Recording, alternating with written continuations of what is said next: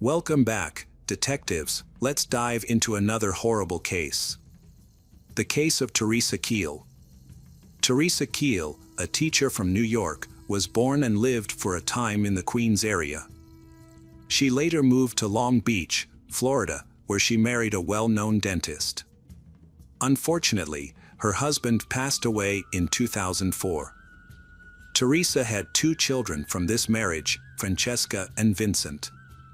After becoming a widow, she devoted her entire life to taking care of her children. Besides, she created a unique tutoring program for local homeless children who did not have access to education. Initially, Theresa worked as a teacher, and eventually she became the principal of a high school in the district. Her son, Vincent, was a talented athlete and tennis player, while her daughter Francesca excelled in school. Then, Vincent became an app developer with his mother's support.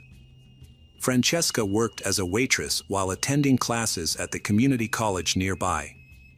Theresa and her two children lived together in Long Beach. On December 4, 2016, local resident Franklin Kuzma was returning home from training at 10:30 p.m. when he noticed a figure chasing a woman down the street. Although his view was limited, but he saw that the person had chased the woman into the building and hit her, after which she fell down. Franklin immediately ran to help and found the woman with a serious head injury. He scared the attacker away and shouted to neighbors to call the rescue service, then chased after the attacker.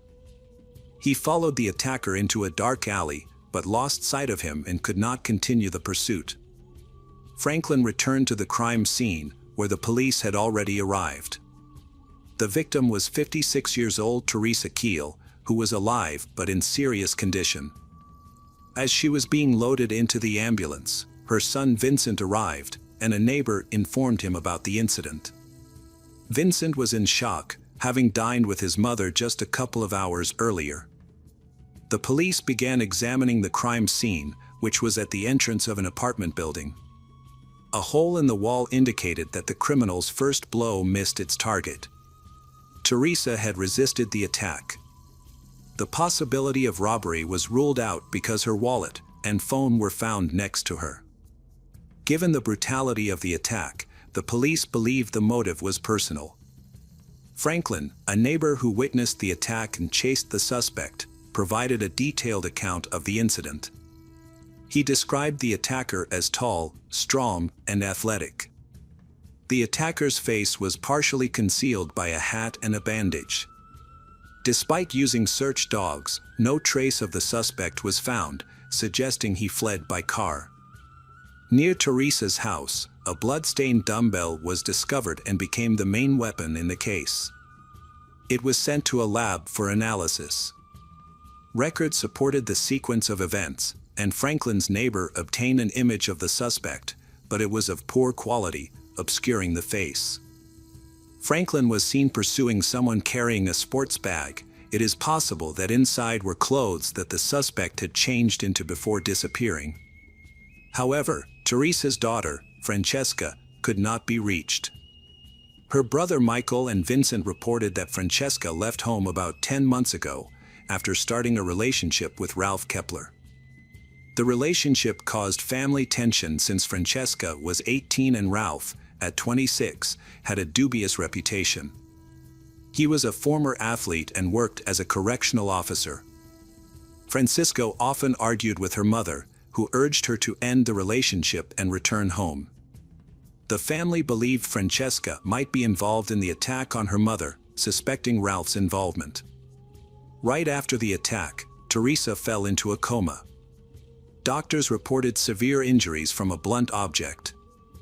She almost lost her right eye, several teeth were knocked out, her skull was crushed, and she had a serious brain injury.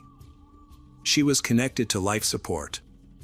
Doctors suspected a dumbbell caused the injuries. The police hoped Theresa would wake from the coma to give a statement.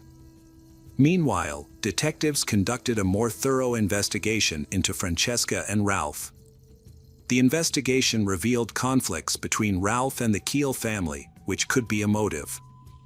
The police visited Linwood, where he and Francesca lived. They were separated and questioned separately. She was shocked to hear of the attack on her mother.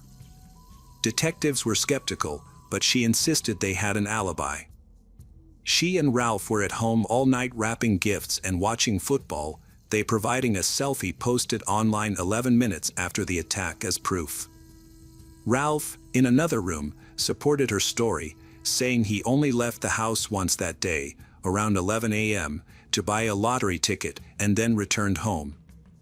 Detectives remain wary about Ralph and Francesca's statements, even though their statements have many similarities. They were questioned extensively about the tension between them and Theresa. They do not deny it, but they explaining that Theresa was suspected of embezzling money from investors who funded their joint project to develop a new social network. According to they, all the investors could be upset with Theresa. Moreover, a lawsuit had recently been filed against her. During the investigation, the detectives looked into the investors and discovered that one of them was Ralph, who had invested $130,000 in the project. Ralph considered himself an ambitious entrepreneur and wanted to invest his savings wisely. He knew Vincent was an app developer and wanted Vincent to create a new dating app, similar to a social network, that would become popular and profitable. However, this job takes a lot of time and he doesn't like it. Ralph accused Theresa and Vincent of defrauding investors out of $350,000 intended for app development. In a lawsuit filed in May 2016, Ralph claimed that his money was misused for cosmetic surgeries, luxury cars, beauty salon visits, and clothing. Both Theresa and Vincent denied these allegations. Vincent continues to develop this application, he stating from the beginning that app development would take a significant amount of time and effort. Other investors had solid alibis and did not blame Theresa, as she had refunded their money. This left Ralph and Francesca as the main suspects. To validate their suspicions, detectives needed concrete evidence. Ralph and Francesca's alibi was weak, and no one could corroborate it. Detectives noticed discrepancies and decided to conduct a thorough investigation into the couple's communication. They collected recordings of messenger conversations from Vincent, Francesca, Ralph, and Theresa, who was still in a coma. The investigators uncovered troubling evidence. In nearly every conversation, Theresa warned that Ralph posed a threat to the family. Ralph, in turn, claimed that Theresa had severely harmed his well-being and made threats suggesting she deserved to die. He also mentioned the possibility of an accident, and after the attack, he and Francesca expressed satisfaction that Theresa had sustained serious injuries, particularly the loss of an eye. However, this was not enough to bring them to court. People who knew Theresa mentioned that she was frightened of Ralph and often voiced this to friends. She feels he is a threat to Vincent and Francesca. Theresa's family has filed a lawsuit in court, accusing Ralph of financially, emotionally, and sexually controlling Francesca. They alleged that he monitored Francesca's phone calls and emails, pressured her into getting breast implants, and even forced her to claim that Theresa's was a prostitute. Francesca denied these allegations, asserting that everything was consensual, which led the judge to dismiss the case.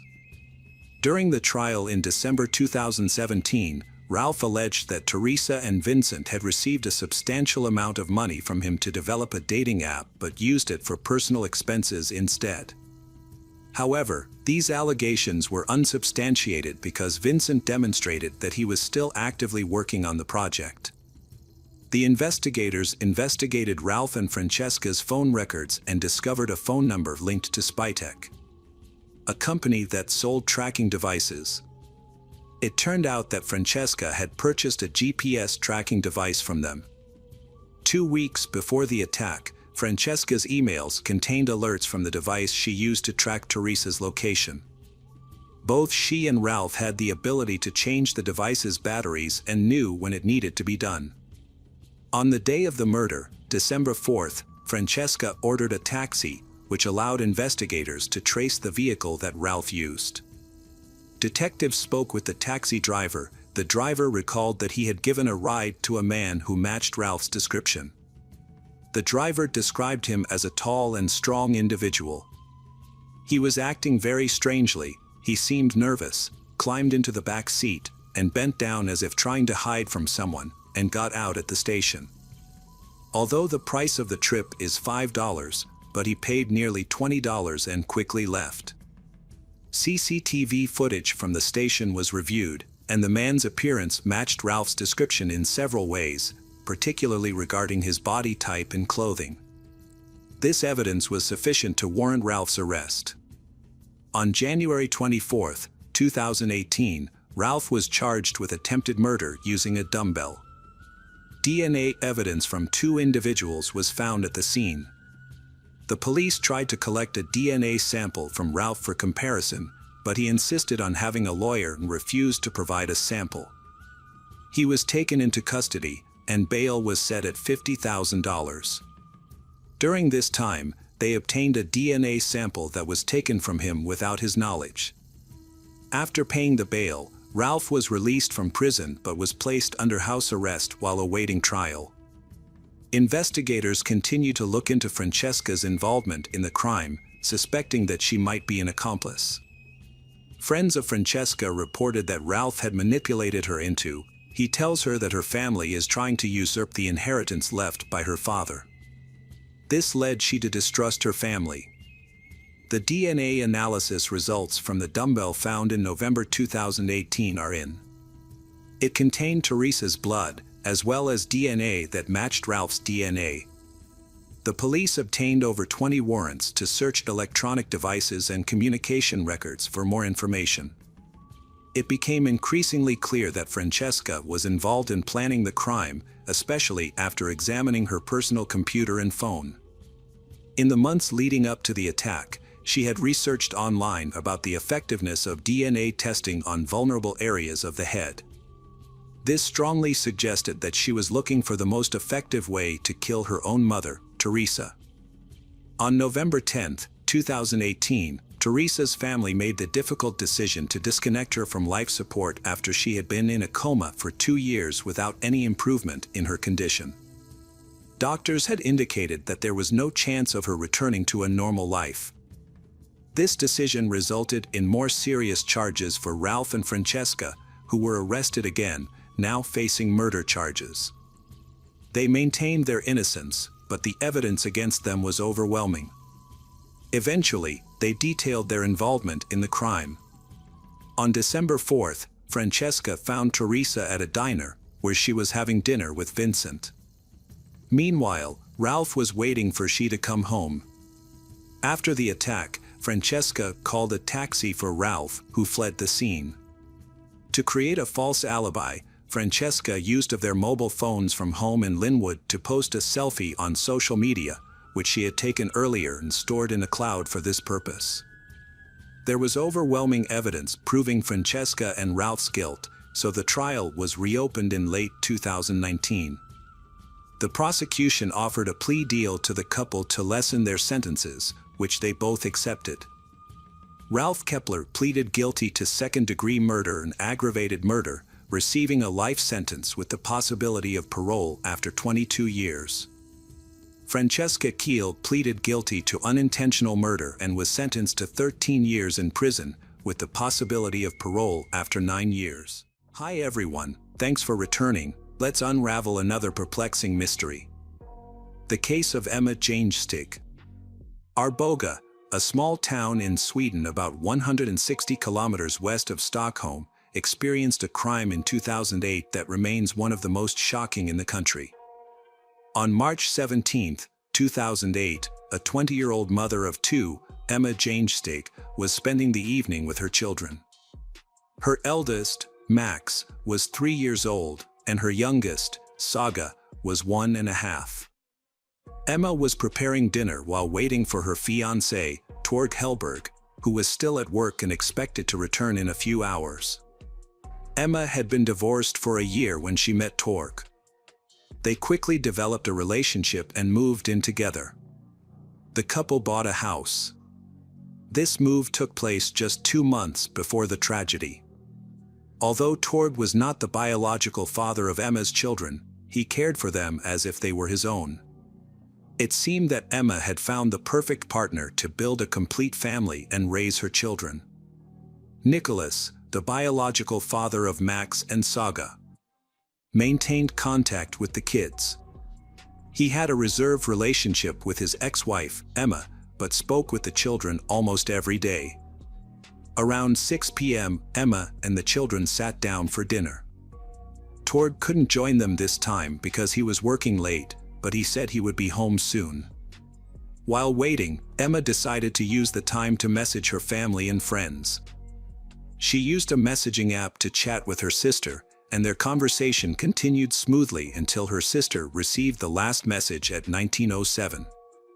Suddenly, their dialogue stopped abruptly in the middle of a sentence. Emma didn't read more messages or respond, which seemed odd. Her sister found this strange, so she contacted Torg and expressed her concern about Emma's unusual behavior and lack of response. As it turned out, Torg was free earlier than expected and was already walking home. He assured Emma's sister that he would check on the situation. Torg arrived at the house at 19:17. Everything seemed normal from the outside. But he noticed the front door was open, which was unusual since it was usually locked.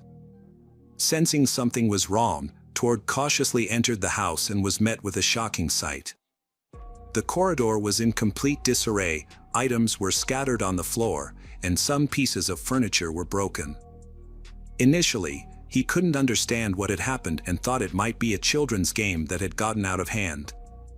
However, he soon realized that the extent of the chaos was too severe for children to have caused it, and Emma would not have allowed it.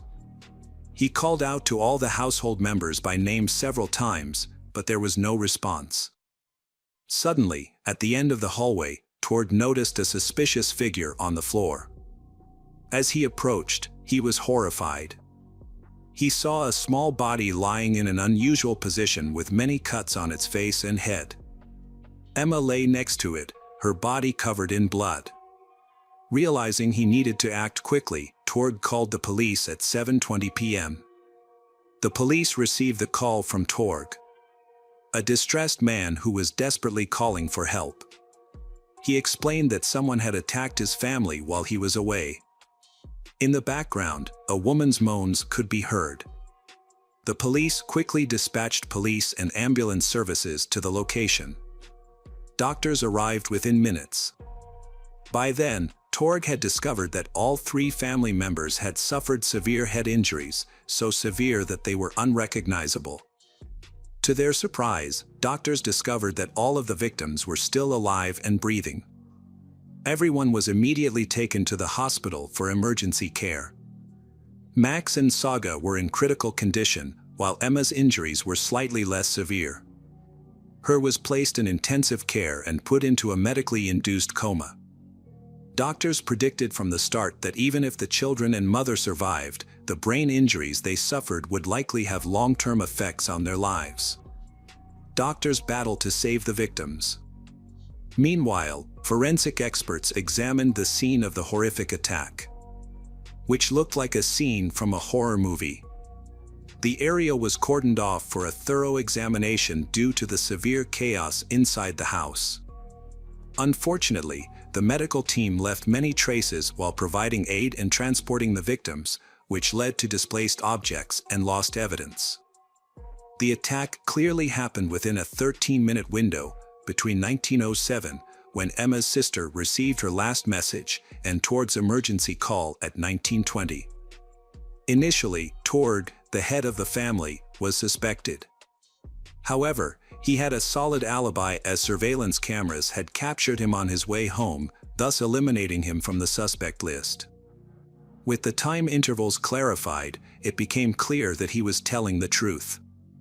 This indicated that the attacker had only a 10-minute window between 19:07 and 19:17 when Torg entered the house and found the wounded family members. Although Torg was no longer a suspect, the police decided to speak with him again at the station. They assumed he might have seen or heard something important for the investigation. However, he insisted that he did not see any strangers or cars.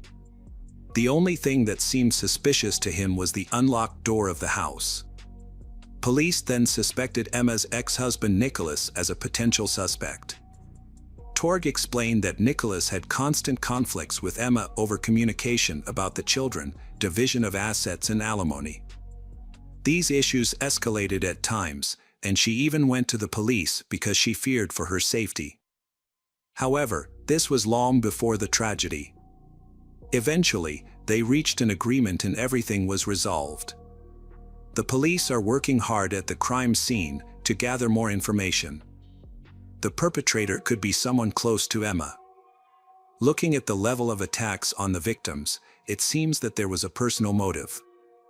Whoever this person was, they harbored a deep hatred for the victims, lost control during the killing process, and caused many injuries. At the time, Emma's ex-husband Nicholas was the prime suspect. Due to previous conflicts with Emma, he even threatened her, prompting her to contact the police. He was later arrested and questioned. Nicholas was shocked by the incident but calmly answered police questions.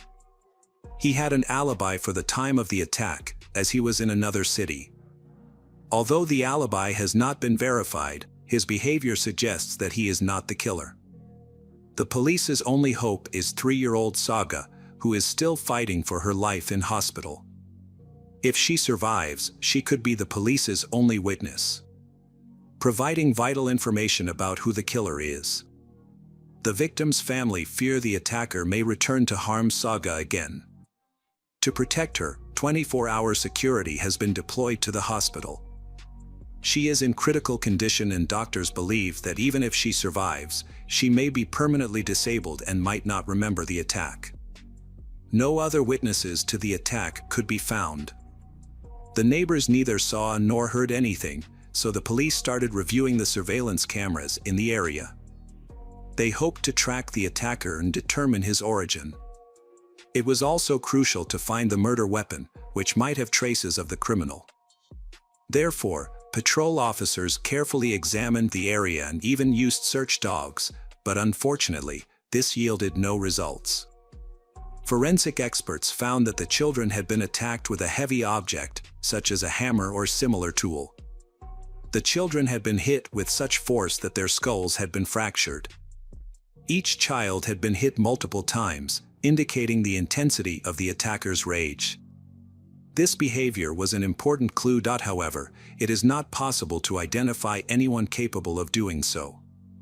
The young family had no connections to the criminal world and no enemies. They were known to be good people. The police quickly confirmed their suspicions of a personal motive, as nothing was stolen from the crime scene. Valuables and money were still present, indicating it wasn't a robbery. The forensic examination of the house concluded the day after the murder.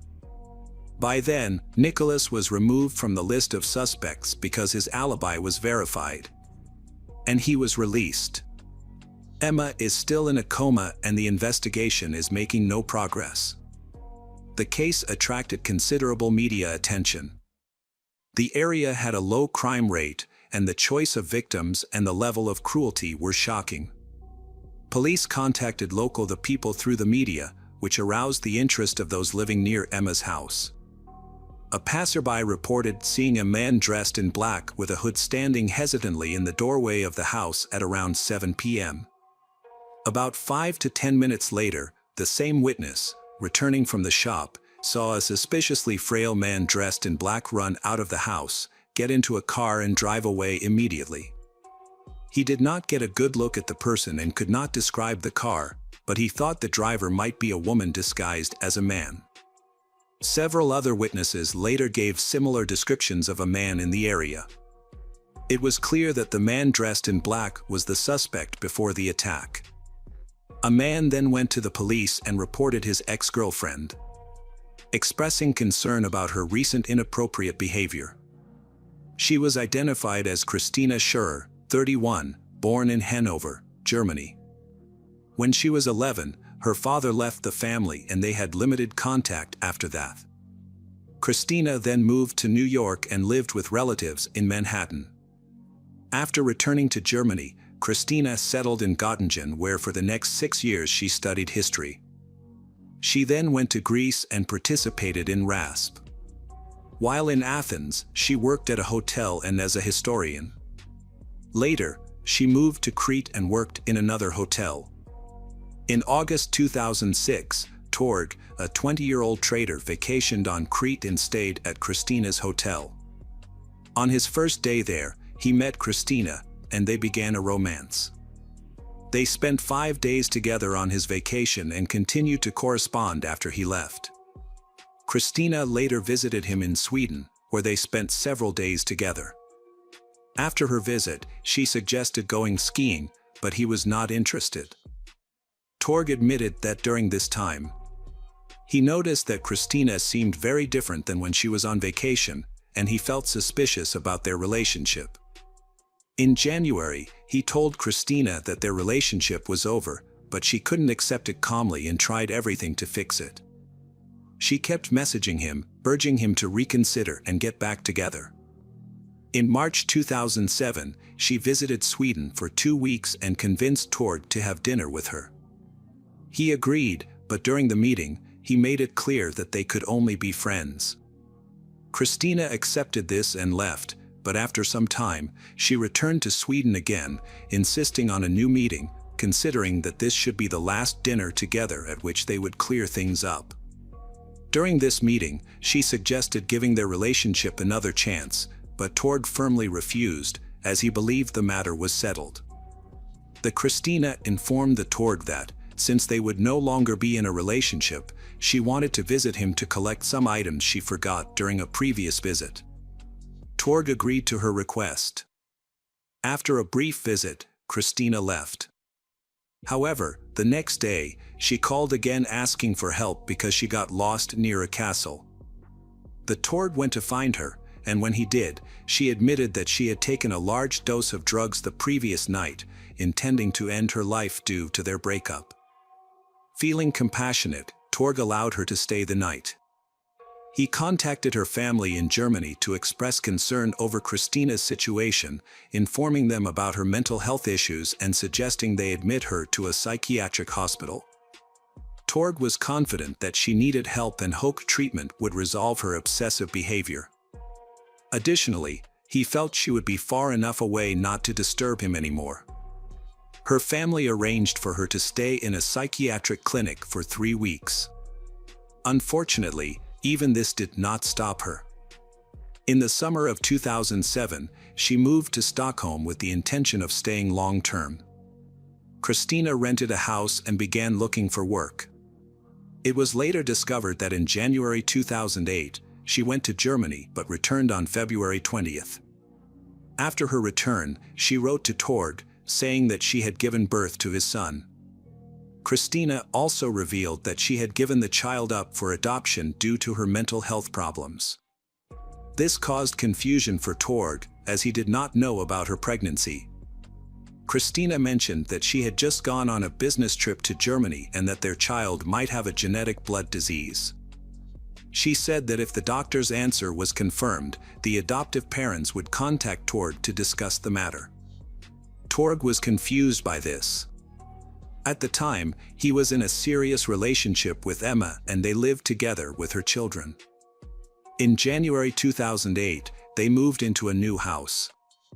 Emma knew about Christina's problems and the story of her son. Emma was skeptical and asked in question, which hospital was the child born in? She wanted to verify this information to avoid any problems, but Christina could not answer. It seemed that she was lying. After some time, Torg received the call from a stranger claiming to be the adoptive father of Christina's son. He confirmed what Christina had said and confirmed that Torg was the biological father of the child. The entire situation seemed unbelievable. It appeared that someone Christina knew had contacted Torg at her request, trying to manipulate the situation. At this point, Torg and Emma both believed the story of the child to be a fabrication. Christina could not provide any evidence of her son's existence. Police began investigating the possibility that Christina had been involved in the murder of Emma and her 2 children. She had been near Emma's home on the day of the murder before quickly leaving for Germany. To solve these problems, cooperation between the Swedish and German police was needed. On March 20th, a warrant was issued for Christina's arrest. The media quickly reported that Christina had been found in Hanover. Upon hearing the news, her mother and brother contacted the police, asking why Christina was a suspect. The police explained their suspicions of her involvement in a violent attack, which shocked her mother. Christina then called the police herself, claiming it was a misunderstanding and denying any involvement. However, she was arrested after speaking with the police. Christina requested an attorney, and her attorney found an error in the arrest warrant, which led to her release. However, Christina was rearrested 24 hours later. Throughout her interrogation, Christina maintained her innocence. When police searched her rented apartment, they confiscated her cell phone, laptop, and the clothing she was believed to have been wearing on the day of the murder. Christina claimed she was wearing a beige jacket, but witnesses said they saw her wearing a black jacket. The black jacket found during the search was clean and bloodless, suggesting it may have been a different item of clothing.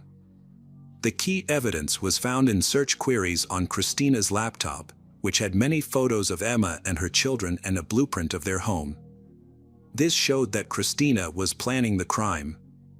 Just before the attack, she looked up ways to hide evidence of a crime. She also repeatedly checked Tord's social media pages, demonstrating her intense obsession with him, along with diary entries detailing her victims, including their addresses and habits.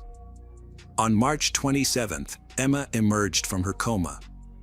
She was recognizable, much to the relief of her family.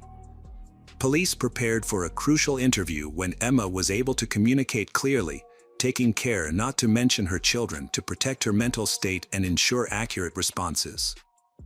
On April 1st, just 3 days after waking from her coma, Emma had her first meeting with the police. Despite her efforts to remember, she did not understand the police's questions or why she was in the hospital. Doctors hoped that her memory would improve over time. Emma asked more and more about her children.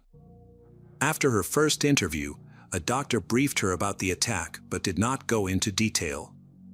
However, by the next morning, Emma had forgotten the conversation, a situation that lasted for weeks.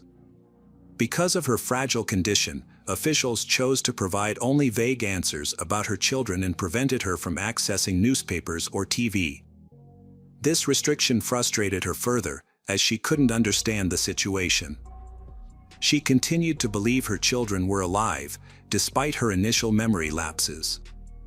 Finally, after a conversation with a doctor, she realized that she would never see her children again, but she still could not remember what had happened.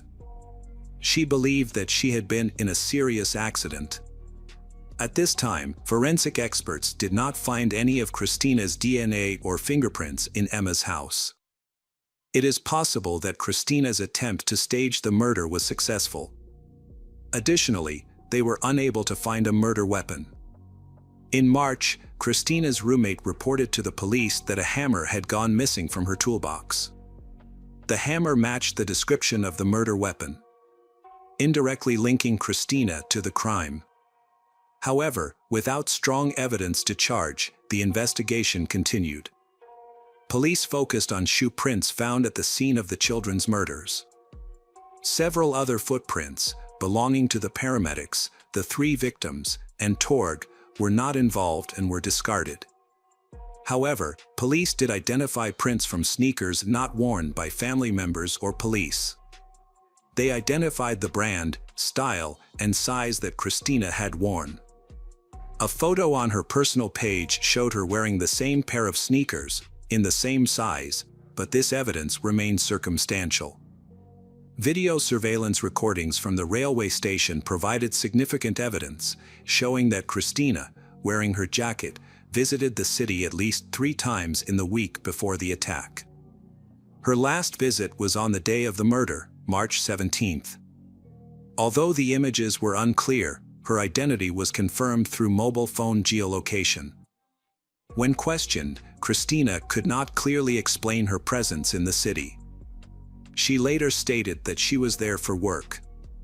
Police were able to determine the motive for the attack when they found notes on Christina's computer that revealed her intense jealousy of Emma, as Christina struggled to accept that Tord had found happiness with someone else. A psychological examination determined that Christina was sane. The police continued to make every effort to help the Emma, who miraculously survived, regain her memory. They even accompanied her to the crime scene, but this did not assist.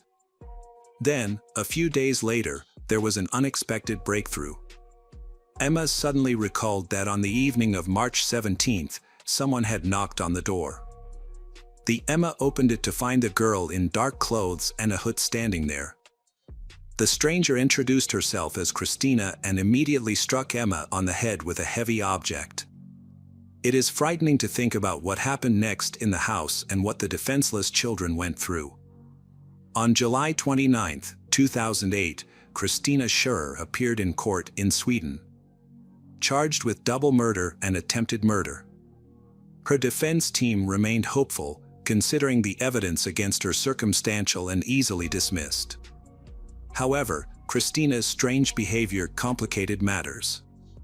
She waved and smiled inappropriately at those present in court, behavior that supported the prosecutor's portrayal of her as cruel. Christina said her visit to the city was for work. The prosecution, on the other hand, argued that she had come to the city with the intention of killing. They claimed that she had been there twice before, on March 12th and 14th, to check out her targets. Furthermore, they portrayed Christina as a pathological liar obsessed with her ex-partner. There was no evidence that she had ever been pregnant or had children. No witnesses saw her pregnant, and there were no maternity records showing that she had given birth or adopted a child. This undermined her claim of having children, casting doubt on her credibility. The key witness for the prosecution was Emma, who identified Christina on the first day of the hearing.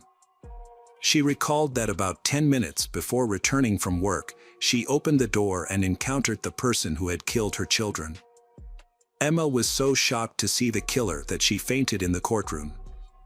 This incident was significant because it confirmed that Emma had not been exposed to any information about the suspect or the crime prior to that moment, which strengthened the prosecution's case. The defense focused on the fact that all the evidence against Christina was circumstantial. They pointed out that the murder weapon didn't have her fingerprints, and there was no DNA evidence linking her to the crime. The prosecutors highlighted blurry surveillance footage and a sneaker print, suggesting that doctors may have inadvertently destroyed important evidence.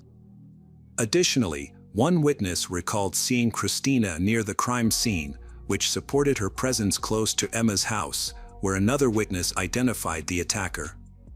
Christina could not explain her internet searches in relation to the evidence cover-up, nor why she had photos of Emma and the children, along with a diagram of Emma's house. On August 26, the jury found Christina Scherer guilty of double murder and attempted murder. She was sentenced to life in prison without parole. In addition, the court ordered her to pay Emma 100,000 crowns, or about $10,000. Christina's attorney immediately appealed the decision, but the appeal was denied. It is expected that if Christina is ever released from prison, she will be deported to Germany and permanently barred from returning to Sweden. In 2012, she was transferred to a women's prison in Fay, Germany, at her request. She continues to seek to overturn the court's decision and insists on her innocence, attempting to obtain a new trial. Emma is still dealing with the physical and mental effects of her injuries. Throughout this time, Tord has been a strong support, and they eventually married. They later had 2 children together. Hi everyone, thanks for returning. Let's unravel another perplexing mystery. The case of Lynette Vonda Pontius. Lynette Pontius was born in Battle Creek, Michigan, USA. She was the youngest child in her family, with two brothers who were 2 and 3 years older than her. Lynette is very active, sociable and cheerful, so she is always popular in every group of friends. She very also attractive and caught the attention of the opposite sex. She never lacked boyfriends and led a somewhat carefree lifestyle. As a result, Lynette became pregnant and had to leave school in the 9th grade. When Lynette turned 16, she gave birth to her first child.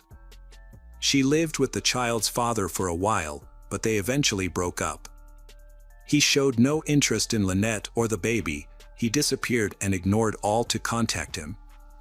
Lynette's situation was difficult. She struggled to find a suitable job so that she could conveniently take care of her newborn child, and no one wanted to hire Lynette, a teenage mother. Eventually, Lynette found work at a fast food restaurant. To make ends meet, she continued to build relationships. She was interested in several guys in her social circle until she met Martin, a customer at the restaurant, who was 2 years older than her. Martin was from the same city as Lynette's. After high school, he took a part-time job at a private company owned by a married couple who made fences. He wasn't interested in pursuing higher education, so he spent his free time with friends. In 1999, Martin and Lynette started dating after being introduced by a mutual friend. Despite being somewhat bold, Martin was overall a likable person and always keeps a positive attitude. Lynette's relatives believe that he will be able to guide her in the right direction. However, there were rumors that Martin struggled with an addiction to mild substances. Martin and Lynette dated for less than a year, but during that time, he became part of Lynette's family. Her parents welcomed him with open arms, and he came and went from their home freely. However, love that blooms quickly also fades easily. Later, Martin admitted that Lynette was manipulative and accepted no disagreement from others. They had regular conflicts, which led to their breakup. It seemed like nothing special had happened, just two young people who didn't get along. But a few weeks after the breakup, everything changed when Lynette called Martin and told him she was pregnant. Initially, Martin doubted that the child was his, but Lynette insisted it was. A greater surprise came when Lynette was arrested for identity theft, cashing other people's checks, and several other minor scams. Her explanation was that she had committed these crimes out of desperation, as she had no other means of supporting her children. Despite her, Lynette faced the possibility of prison. To protect their first child from ending up in an orphanage, Martin chose to become the boy's legal guardian. He felt responsible for this child and wanted to provide as much support as possible. Martin was a thoughtful father who put his children's needs first. After Lynette's release from prison in 2005, he and Lynette came to a mutual agreement. Martin allowed the children to maintain contact with their mother, and during her imprisonment, he frequently took them to visit her for several hours. Martin made sure the kids had regular, extended visits with Lynette during her imprisonment. Martin has proven himself to be a thoughtful father. He took the children hiking and spent all his free time with them. Even after Lynette's release, life continued smoothly for the family. Martin and Lynette, who were once a couple, agreed on custody arrangements that allowed Lynette to have regular visits with their child. Lynette took custody of their older child. Meanwhile, she started dating a new man and soon became pregnant with her third child. She then officially published her relationship with the father of her unborn child. During this time, Martin had to leave Battle Creek and move to Kalamazoo. In Kalamazoo, he began a relationship with a new girl, Elizabeth, who also had a child. Martin and Lynette grew apart, but they remained connected through their daughter. At first, everything in the family seemed fine. However, Lynette became concerned as the distance between her and her daughter grew. Matters became more complicated in February 2007, when Martin Campbell was attacked at his girlfriend Elizabeth's house. During the attack, he was shot once in the leg and once in the shoulder. As Martin attempted to flee, he collapsed from the pain and shock. The attacker then pointed the gun at Martin's head and pulled the trigger twice. The attacker intended to empty the entire magazine into Martin. However, after 2 shots to the head, the weapon jammed. Determined to kill Martin, the criminal furiously began to hit his on the head with the pistol. He then left the bleeding Martin on the floor and calmly walked away. Meanwhile, the police continued their investigation and spoke with a witness. Elizabeth provided the first clues about the criminal. Although he wore a mask, she noticed that he appeared much older, as she saw a mustache with gray hairs peeking through. The killer's behavior was clear. He didn't steal anything or attack Elizabeth. His target was Martin. This was evident from the brutality of the attack, which left no chance for Martin's survival. At that time, doctors were trying to save Martin's life. Despite suffering severe head and face injuries, he survived, which was nothing short of a miracle. He was fortunate because the gun jammed. Even a shot to the head could have been fatal. The first bullet hit his shoulder and narrowly missed a major artery. Had it been severed, Martin would have bled to death before the ambulance arrived. Martin's miraculous survival was also crucial for the investigation, as it allowed detectives to get information directly from him. Once his condition stabilized, detectives visited him in the hospital to talk. Martin and Elizabeth were certain that the attempted murder was not a random. This was the second attempt on his life that he had survived. In late February, just days before the shooting, Elizabeth reported an attempted murder while she was returning from the store. As she drove into the garage, a stranger crashed into her car's trunk, blocking her vehicle and the garage door, preventing it from closing. She got out and saw a black SUV, from which an weapon man emerged. The man pointed a gun at Elizabeth's head and asked where Martin was. However, she remained calm and told him that Martin was not home. This was a lie, as she knew Martin was playing with the children in the backyard. She lied to protect their lives. Her tactic worked. The man believed her and left.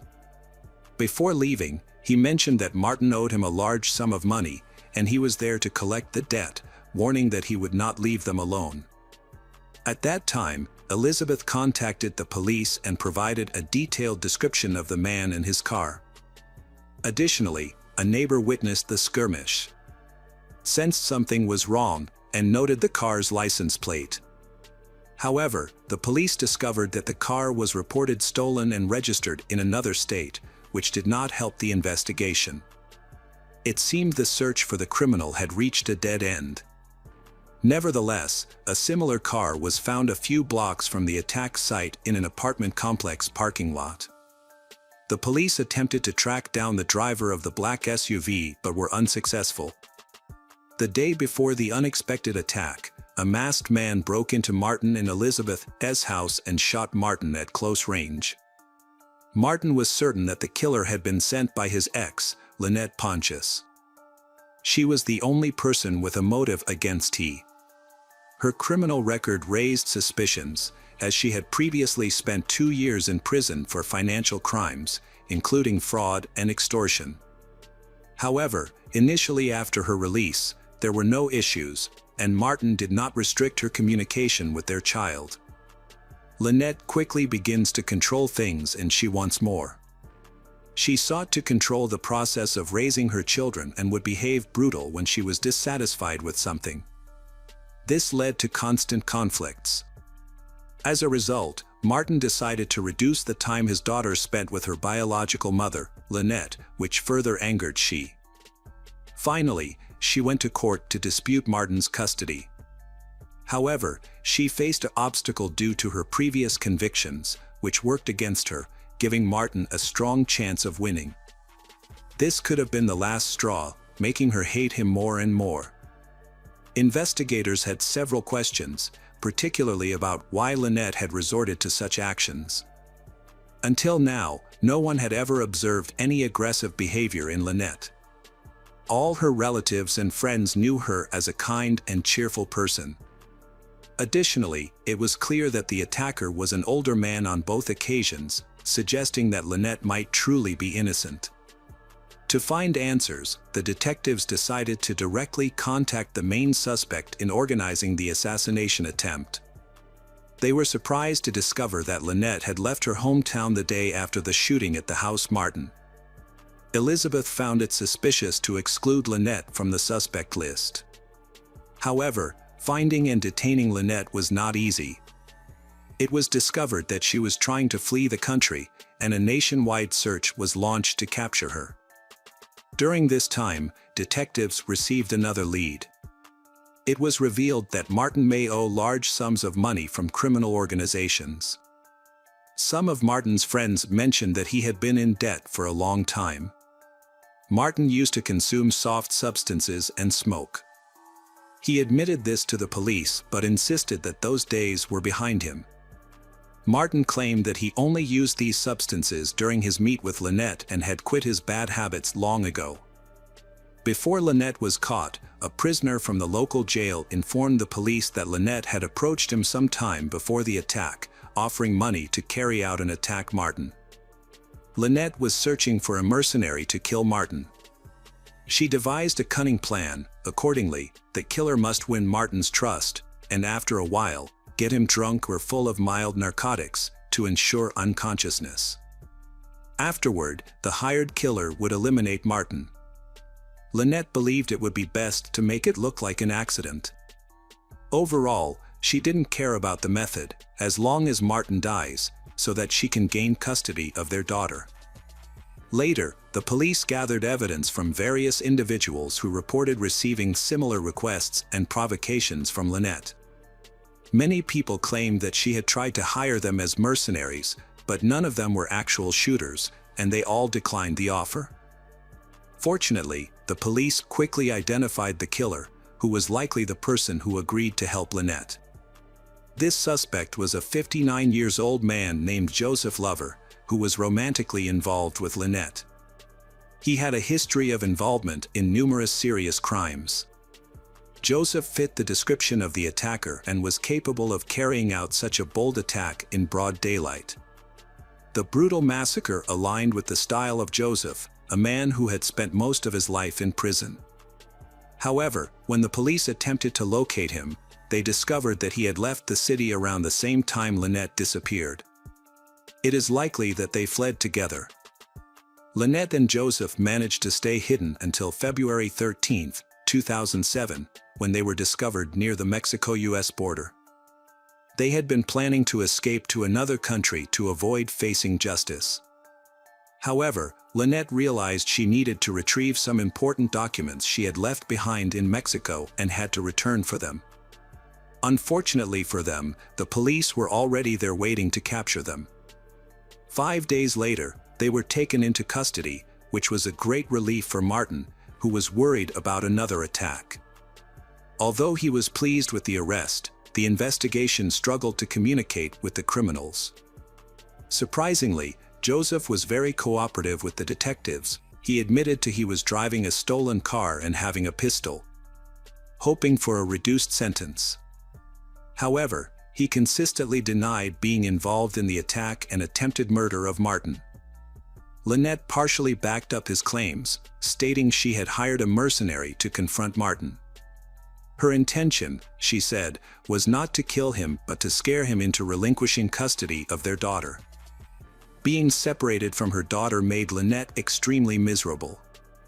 She claimed that Martin did not allow her to see her daughter. Additionally, she alleged that she found evidence of Martin abusing her daughter. Lynette accused Martin of substance abuse and domestic violence.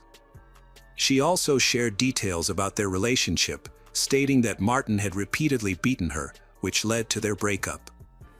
Lynette did not see him as a benefactor, said that he took advantage of her difficult circumstances when their daughter was born. He allegedly forced her to sign documents and formalize guardianship while she was helpless in prison. She believes Martin acted shamelessly in taking advantage of her situation. The interrogations of the two suspects, Lynette and Joseph, happened at the same time, but in different rooms to compare their stories.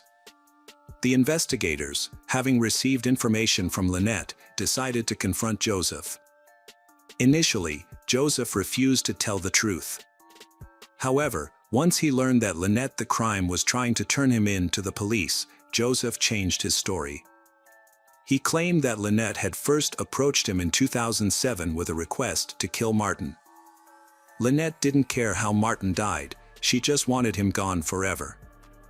The plan was for Martin to disappear without any witnesses, and his body would be disposed of discreetly.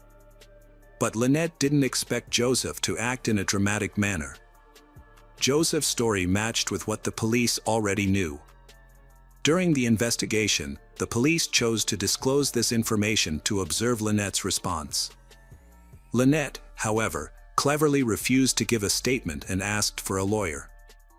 Prosecutors claimed that Lynette's main motive was her dissatisfaction with the decisions regarding her child's upbringing and restrictions on communicating with him. She tried to challenge custody in court but was unsuccessful.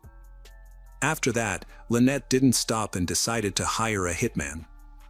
Joseph Lover, 51 years old, was also charged with attempted murder. This man admitted his guilt and provided the police with a detailed report. The trial was full of surprises, starting when Joseph unexpectedly changed his earlier testimony during the hearing. He retracted his previous statements and took full responsibility for the incident, claiming that Lynette was not involved and that he was solely responsible for planning and executing the assassination attempt. It seemed like Joseph loved Lynette so much that he wanted to protect her. However, before the next stage of the hearing, Joseph shocked everyone again by reverting to his original story, asserting that Lynette had hired him as a hitman. To obtain these confessions Joseph's, the prosecution suggested a plea deal. In this case, the prosecutor's office re-entered the proceedings, aiming to demonstrate that Lynette had a justified motive. Lynette clearly disliked Martin due to dissatisfaction with custody arrangements. However, the prosecutor's office relied on very limited evidence.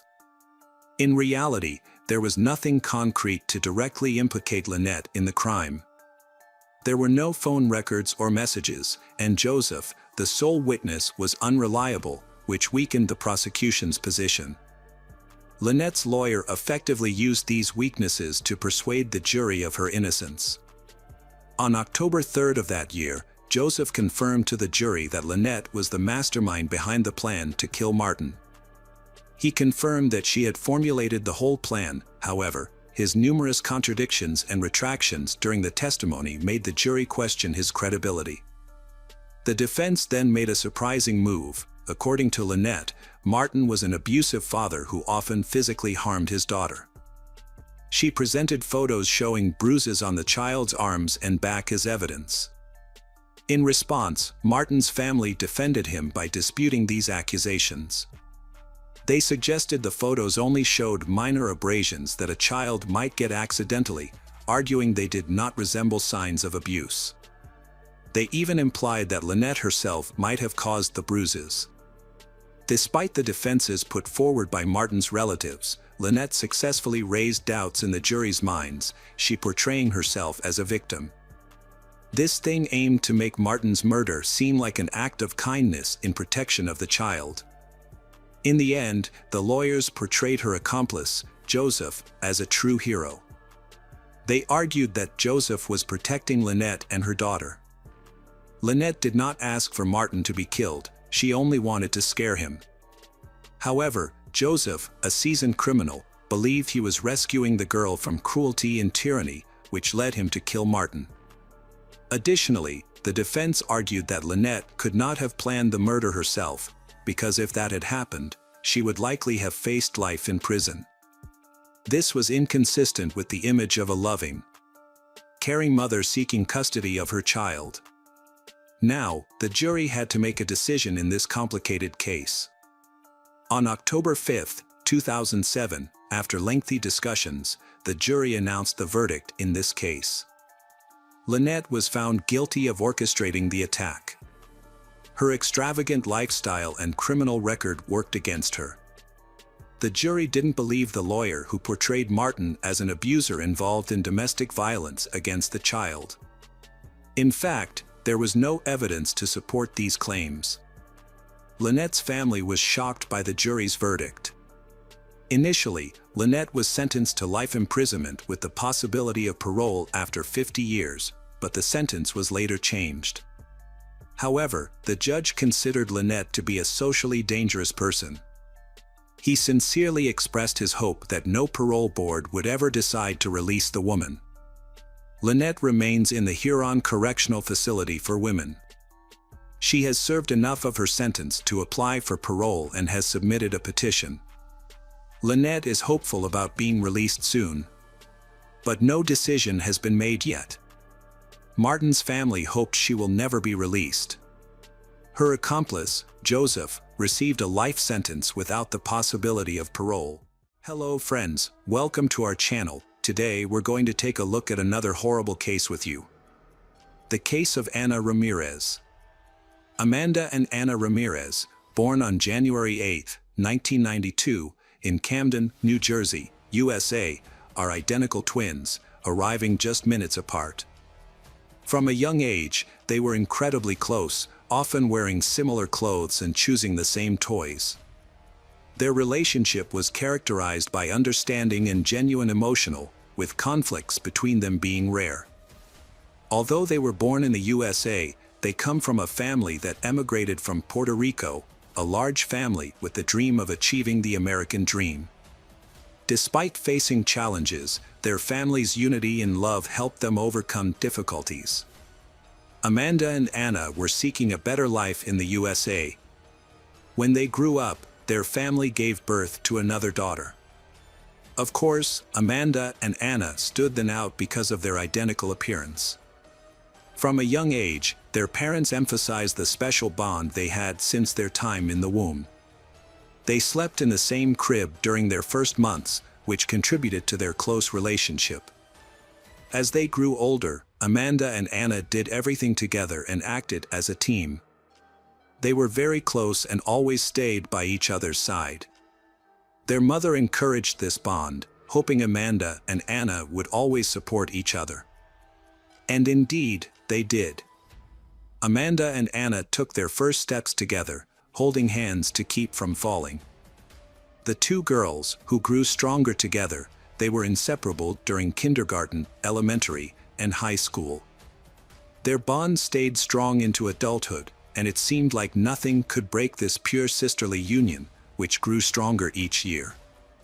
Gradually, carefree childhood ended, and adulthood began.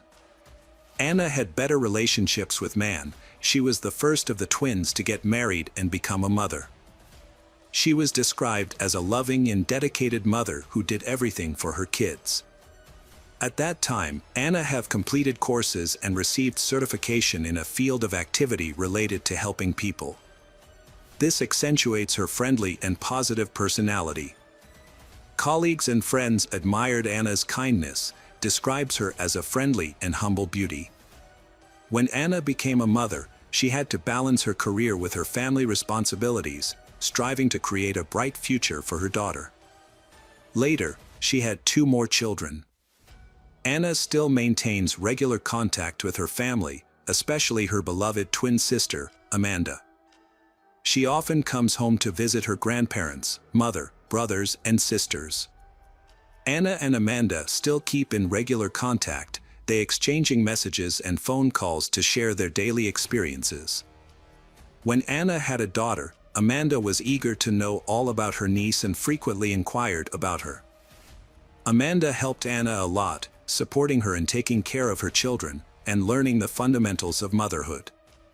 Amanda also aspired to have her own family and become a mother, so she paid close attention to every piece of advice Ana offered. Amanda was kind and caring, always ready to assist. Amanda regularly spent time with Ana and her children.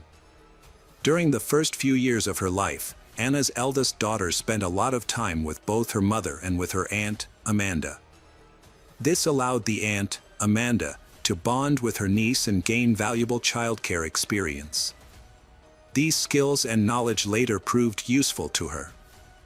At that time, Anna was very busy, and it was with Amanda's help that she was able to manage daily tasks. Whenever they had free time, the sisters often spent time together, went for walks, and relaxed on weekends. Anna and Amanda loved parties and could go dancing all night long. In those moments, they were with their close friends. They were always friendly and cheerful. However, the story of the two sisters had a sad ending. Life showed that even the closest and most sincere connections can be broken in a cruel and heartless way, and the circumstances are so strange that it's almost impossible to tell the truth from the lies.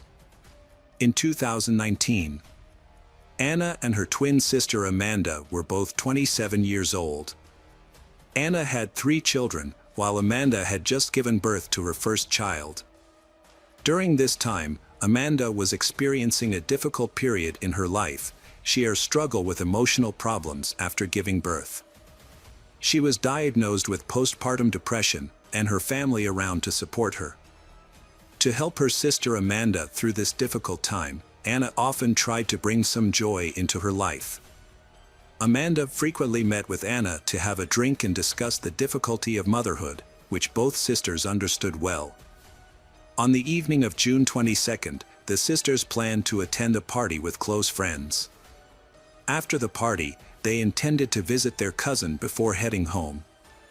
That evening, Anna and Amanda gathered at home to choose their outfits and do their makeup.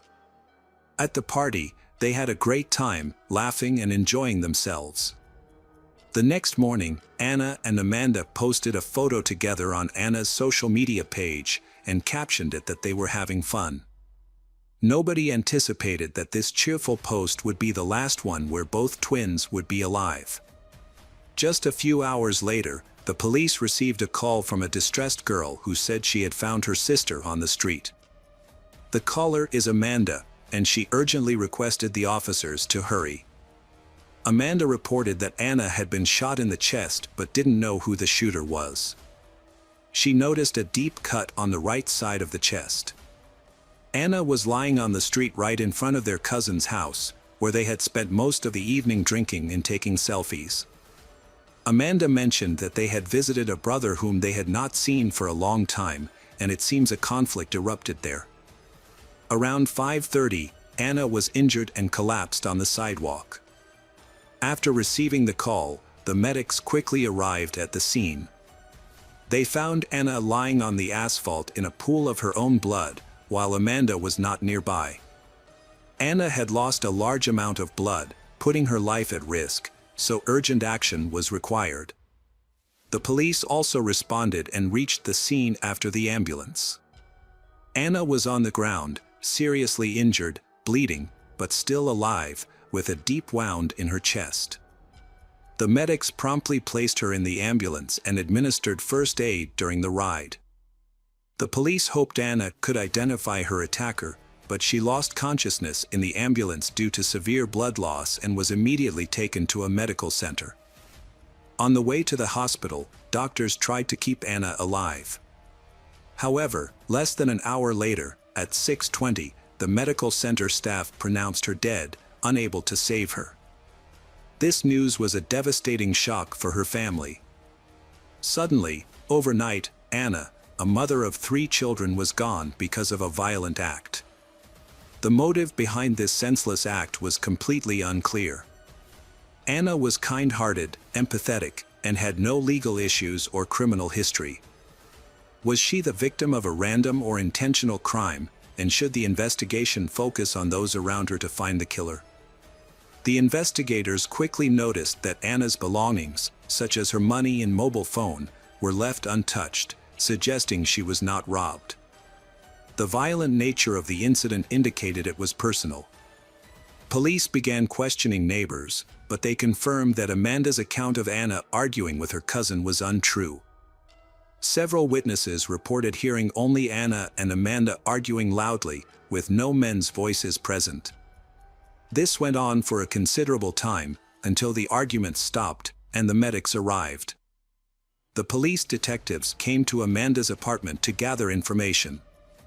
She had called the emergency number and was able to provide valuable information and an explanation of the argument. Amanda confirmed that she had argued with Anna that night, but she went home after the argument ended. Then something unexpected happened. Someone attacked Anna, but Amanda didn't see the attack. When she returned, she found Anna bleeding. When it was reported that Anna had died, Amanda showed no emotion. This might have been due to nervousness or exhaustion, but it caught the police's attention. Even though Amanda received the news of Anna's death with an odd calm, it was something else that caught the police's attention. What really intrigued the detectives were the bloodstains on Amanda's clothes. Additionally, her face had visible scratches and there was dried blood on her head. Her hands were covered in injuries typical of defensive actions, like cuts, suggesting she might have tried to take a knife from someone. The police also found several bloody footprints that went Anna's body on the street to the building's door, up the stairs, and reached the apartment where Amanda and Anna spent the night. At first, when investigators requested to enter the apartment, Amanda was hesitant to let them in because she was frightened and tried to persuade the officers that her injuries were accidental. However, the situation was too suspicious to accept her explanation. Ultimately, Amanda allowed the police to enter without requiring a warrant. At the apartment, they also discovered traces of blood. In the kitchen, they found a large carving knife in the sink, covered in dried blood. Detectives saw this as clear evidence implicating Amanda in Anna's death. She was promptly arrested and brought to the police station for questioning. During the interrogation, Amanda provided investigators with 3 different accounts of how Anna might have died. In the first account, Amanda claimed she had no idea what happened to Anna, stating that she found Anna already injured on the street. Amanda didn't notice any suspicious people or vehicles, leaving her completely baffled by the incident. Amanda thought that Anna would not have an enemy capable of such harm, so she speculated that her cousin might be involved. She recalled that Anna was conscious at the time but had lost a big amount of blood and was disoriented. Amanda got blood on herself while trying to help Anna and went into shock before entering the apartment, which seemed unconvincing. Additionally, Amanda didn't mention defensive wounds from a sharp object, and the bloody knife found in the kitchen was puzzling.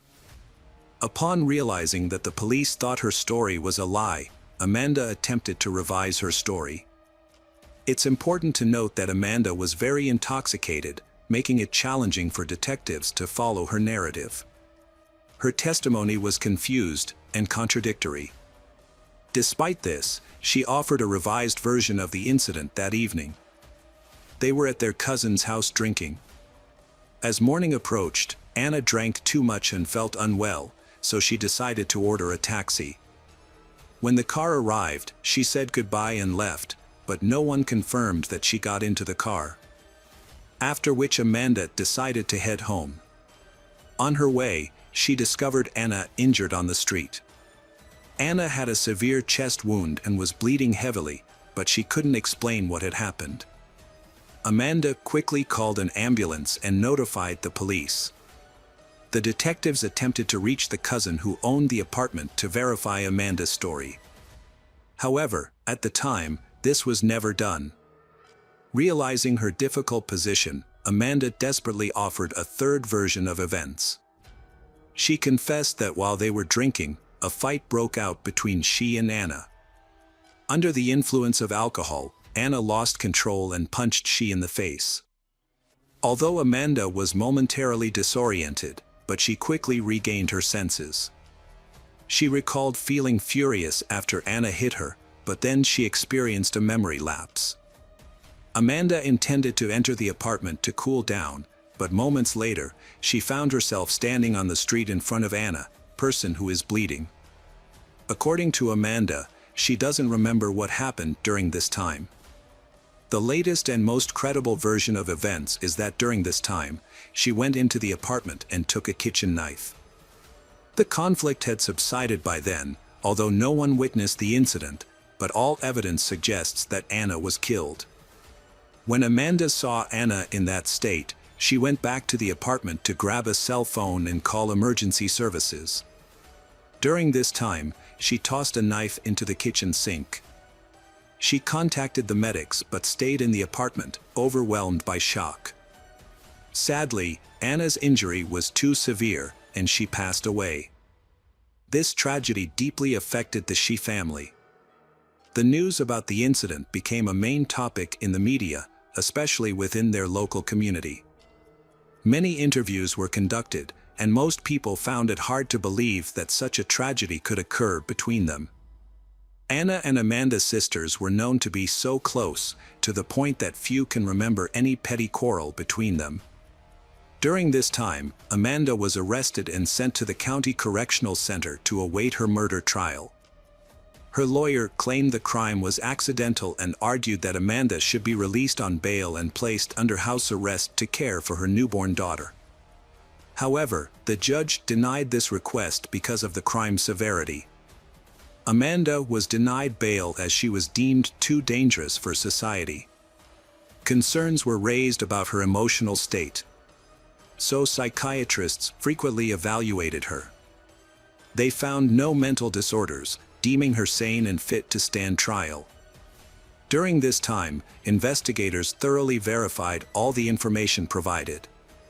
It was confirmed that Anna and Amanda did indeed spend time with cousin, who was eventually located and able to testify as a key witness. Although some neighbors heard arguments and the sounds of a struggle, no one witnessed the actual attack. Amanda continued to claim that she could not remember what happened. Cousin confirmed that a quarrel occurred between Anna and Amanda that night, but it ended, and he did not see any attack between them.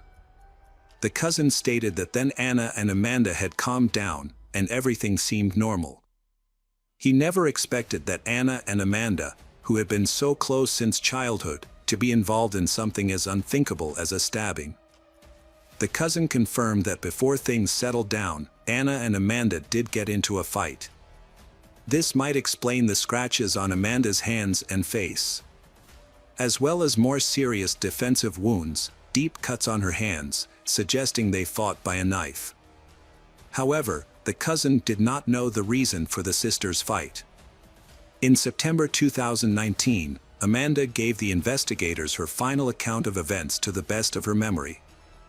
She recalled having a fight with Anna while they were at their cousin's apartment, but claimed she was too drunk to remember the cause of the conflict. Amanda explained that at one point, she lost awareness, and when she regained awareness, she found herself standing over Anna, holding a bloody knife. She noticed the bleeding was severe and worried that she might have been responsible. Feeling overwhelmed, Amanda said she left Anna in the street and fled. She confessed that she would never have acted this way if not for being intoxicated. Amanda, a young mother, recognized there was no excuse for her actions and expressed deep regret, but she stressed that the murder was accidental. The prosecution was certain that Amanda was not being entirely honest and that the attack was intentional. They believed that an argument led to Anna's death. Detectives suspected that Amanda had a motive, thinking she had held a long-standing grudge against Anna. In the end, her intoxication turned this anger into aggression. The investigators were trying to confirm if the act was premeditated. The police suspect that a man, who both sisters were attracted to, was involved in the incident, as he seemed to be the most likely cause of the conflict between them. Amanda explained this, because she didn't want her loved ones to know that the death of Anna was due to such a trivial reason. This thing were confirmed by an anonymous source. One day, a man who wished to remain unnamed called the police station. He claimed that jealousy was the motive behind the cruel act against Anna. Anna's aunt also confirmed this thing. She shared the story with both the media and the police. According to her, the conflict arose because of Anna's husband. It was revealed that Amanda had secretly been in love with him for a long time. She envied Anna, and even used her resemblance to Anna to have sexual relations with him. When Anna discovered this, she was furious and accused Amanda of betrayal. The aunt mentioned that Amanda had often bragged that neither Anna nor her husband had any idea about the deception. This seemed especially horrific in light of the murder, giving the police strong reasons to suspect a premeditated act driven by jealousy. Even so, Amanda's family provided her with strong support. Her mother attended every hearing and was moved every time. Her mother realized that one daughter was already lost forever, and Amanda faced the possibility of spending her life in prison, which filled her with sorrow. Other relatives were also consistently present at the hearings, repeatedly pleading with the judge for leniency. They highlighted that Amanda had recently given birth, and her child risked growing up without a caring mother. In addition, the family also opposes the theory that the motive for the attack was a love triangle. Except for an aunt who gave conflicting testimony about affairs, no one had heard such rumors about Amanda's personal life.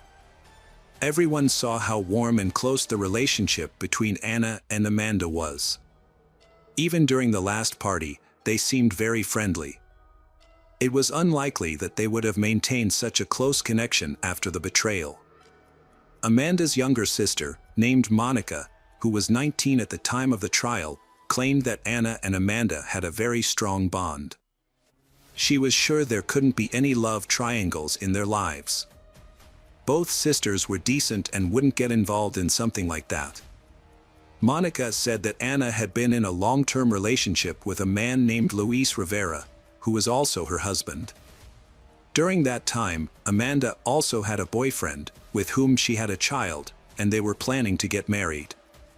Therefore, there was no reason for Amanda to date Anna's boyfriend secretly. Monica added that Amanda called her as soon as the tragic incident happened.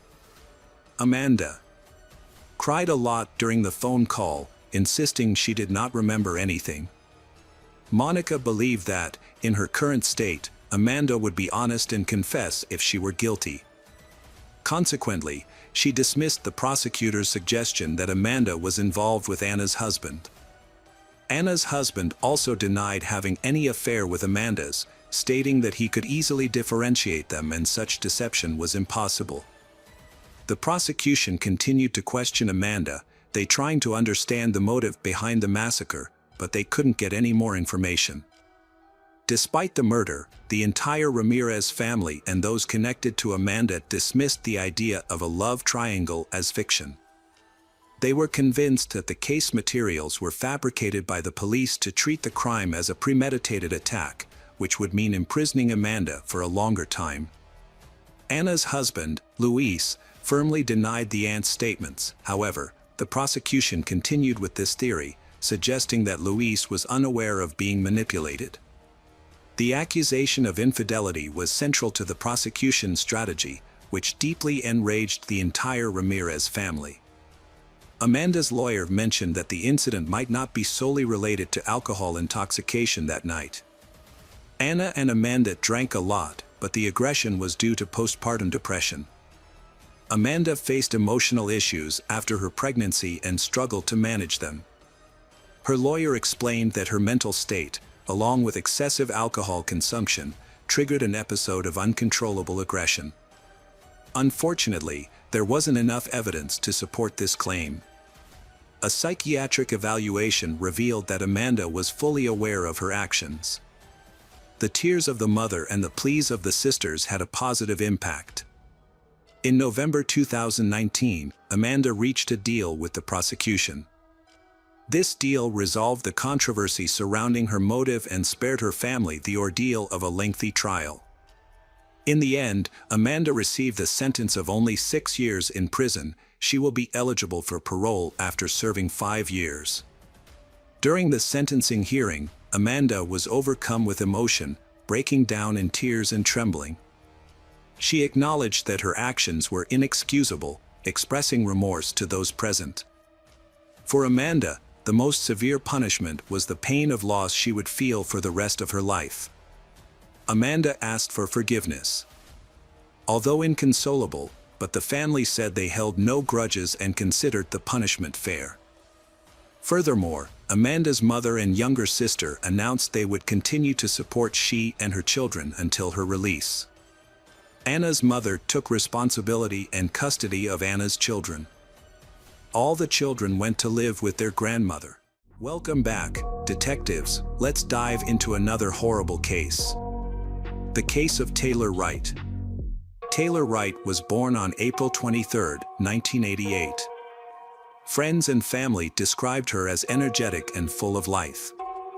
She was kind and empathetic, spending most of her life in North Carolina as she pursued her American dream. Thaler married Jeff Wright and later had a son named Drake. She earned a college degree and worked as an officer at the local police station, where she solved numerous crimes and was respected. To the outside world, Thaler's life seemed perfect. She had a loving husband, a son, and a respected job. However, the reality was that not everything in her life was as idyllic as it appeared. Thaler's close friends knew that she smoked marijuana occasionally, but she kept it a secret. During her time in the police force, she used it to manage stress and her heavy workload. She claimed that she didn't smoke regularly, only occasionally to relax after a long day. However, Jeff found out about her secret and left with her son after their divorce. This made Thaler realize that she needed to change her life. In 2016, Thaler decided to start over and moved to Pensacola, Florida, a small resort town with a population of about 52,000. She likes the warm, comfortable atmosphere here. After quitting her job, she began working as a private investigator. Armed with the knowledge and experience from her previous job, she was eager to apply her skills to help her clients. Thaler divorced her husband, but faced two major challenges: child custody and financial issues. Court proceedings to divide assets and child custody were ongoing. It was a complicated divorce, and despite her efforts to reach an agreement, they were unable to reach an agreement, which dragged on. In September 2017, frustrated by financial disputes, Thaler withdrew money from her bank account without telling Jeff. The money, which was her personal savings, was something she did not want to share with Jeff. After withdrawing the money, she gave it to a friend to keep. One of Thaler's friends, Ashley MacArthur, is the main character in this story. Thaler has known Ashley, a forensic scientist, for over a year. Although it was a relatively short period of time, they became very close, to the point where Thaler entrusted Ashley with a large sum of money. Ashley agreed to help and was supposed to deposit the money in a safe deposit box, keeping it a secret from Jeff until Thaler was ready to use it. However, she soon needed money to pay for a lawyer. When Thaler reached out to Ashley, she noticed that Ashley always had excuses for delaying the return of the money or only giving her small amounts. Ashley claimed she was having trouble withdrawing the funds or that there were issues with the bank. During this time, Thaler grew increasingly suspicious that something was wrong and worried that her money might have been spent. Despite Thaler's persistent requests for the full amount to be returned, Ashley continued to provide various excuses. On the evening of September 7, 2017, Thaler and her friend Cassandra Waller went out to dinner. Cassandra had quickly become close friends after Thaler moved to the area. Cassandra was new to the city and Thaler suggested they rent an apartment together. Cassandra, a kind teacher, agreed. Over time, they developed a strong friendship. During dinner, Thaler shared her financial concerns, especially about her friend Ashley, who she believed was intentionally delaying repayment of money. Thaler expressed concern that Ashley might have spent the money or not want to pay it back. This made Thaler very anxious and stressed because she desperately needed the money to hire a good lawyer. That evening, Cassandra comforted Thaler, reassuring her that the matter would eventually be resolved, although she also had doubts about whether the money was still there. Thaler mentioned that she had scheduled a meeting with Ashley the next day, September 8th, to go to the bank together. On the morning of September 8th, as Cassandra was getting ready for work, she said goodbye to Thaler. And on her way out of the house, she saw Ashley's sitting car in the driveway. They were finally ready to take care of their banking issues. The girls said goodbye, and Cassandra drove off to school. Later that day, Ashley called Cassandra to inform her that she and Thaler had decided not to go to the bank, opting instead to go to the farm. This confused Cassandra, as she knew Thaler was in dire need of money. The night before, Thaler had been very stressed and emotional at dinner, eager to get her financial situation sorted out. Ashley explained that she and Thaler had been discussing Thaler's struggles. Ashley suggested that horseback riding might help Thaler improve spirit, therefore them to cancel their bank trip and plan an alternative vacation. This explanation seemed strange to Cassandra, but she wished them luck anyway. However, after the call, Cassandra attempted to contact Thaler but received no response to her calls or messages. Later on, Cassandra received a text from Thaler, who said she couldn't talk at the moment but would call back later. Thaler explained that she was feeling uncertain and depressed due to her divorce and the changes in her life, and that she was going out of town for a few days. Cassandra believed her and decided to give her friend some space. A couple of days later, Cassandra reached out again, asking Thaler to return home as soon as she could. After that, she received no response. As the days passed, Cassandra tried to contact Thaler several times, but Thaler continued to ignore her calls and texts, even though some of the messages were marked as read. Thaler did not return home, and all of her belongings were still intact, which made Cassandra increasingly worried about her friend's safety. Cassandra wanted to see Thaler to make sure she was okay. Their neighbor said that Thaler had used drugs in the past and that she could become withdrawn during difficult times. With the difficulties Thaler was having, Cassandra was worried that she might relapse. Cassandra was feeling anxious. A week had gone by with no news, and waiting seemed pointless. Concerned, her reached out to the police. She told the officers that something was off, as Thaler was behaving unusually and had completely disappeared without explanation. In their shared apartment, there were numerous personal items belonging to Thaler that she would have taken if she had moved. There was no valid reason for her to ignore her friend's calls.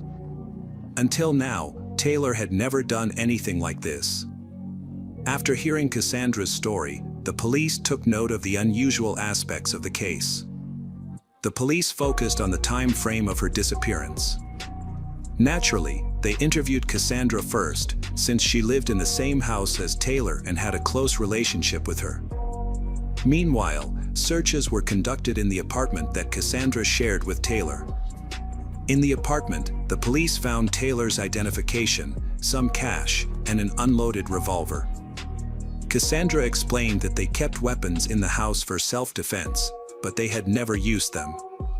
There was nothing else suspicious found, but it was evident that Thaler could not have left for an extended period without her documents, money, and belongings.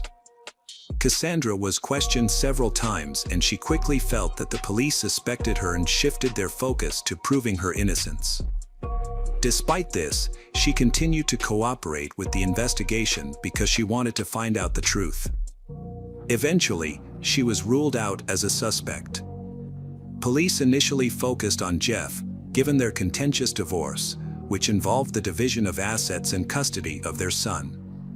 Jeff certainly had a strong motive to harm Thaler, but police quickly determined that he was in North Carolina at the time of her disappearance and had not left the city.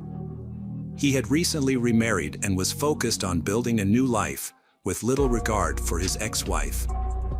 Family members confirmed that despite their divorce, Jeff and Thaler remained on good terms for the sake of their 6-year-old son.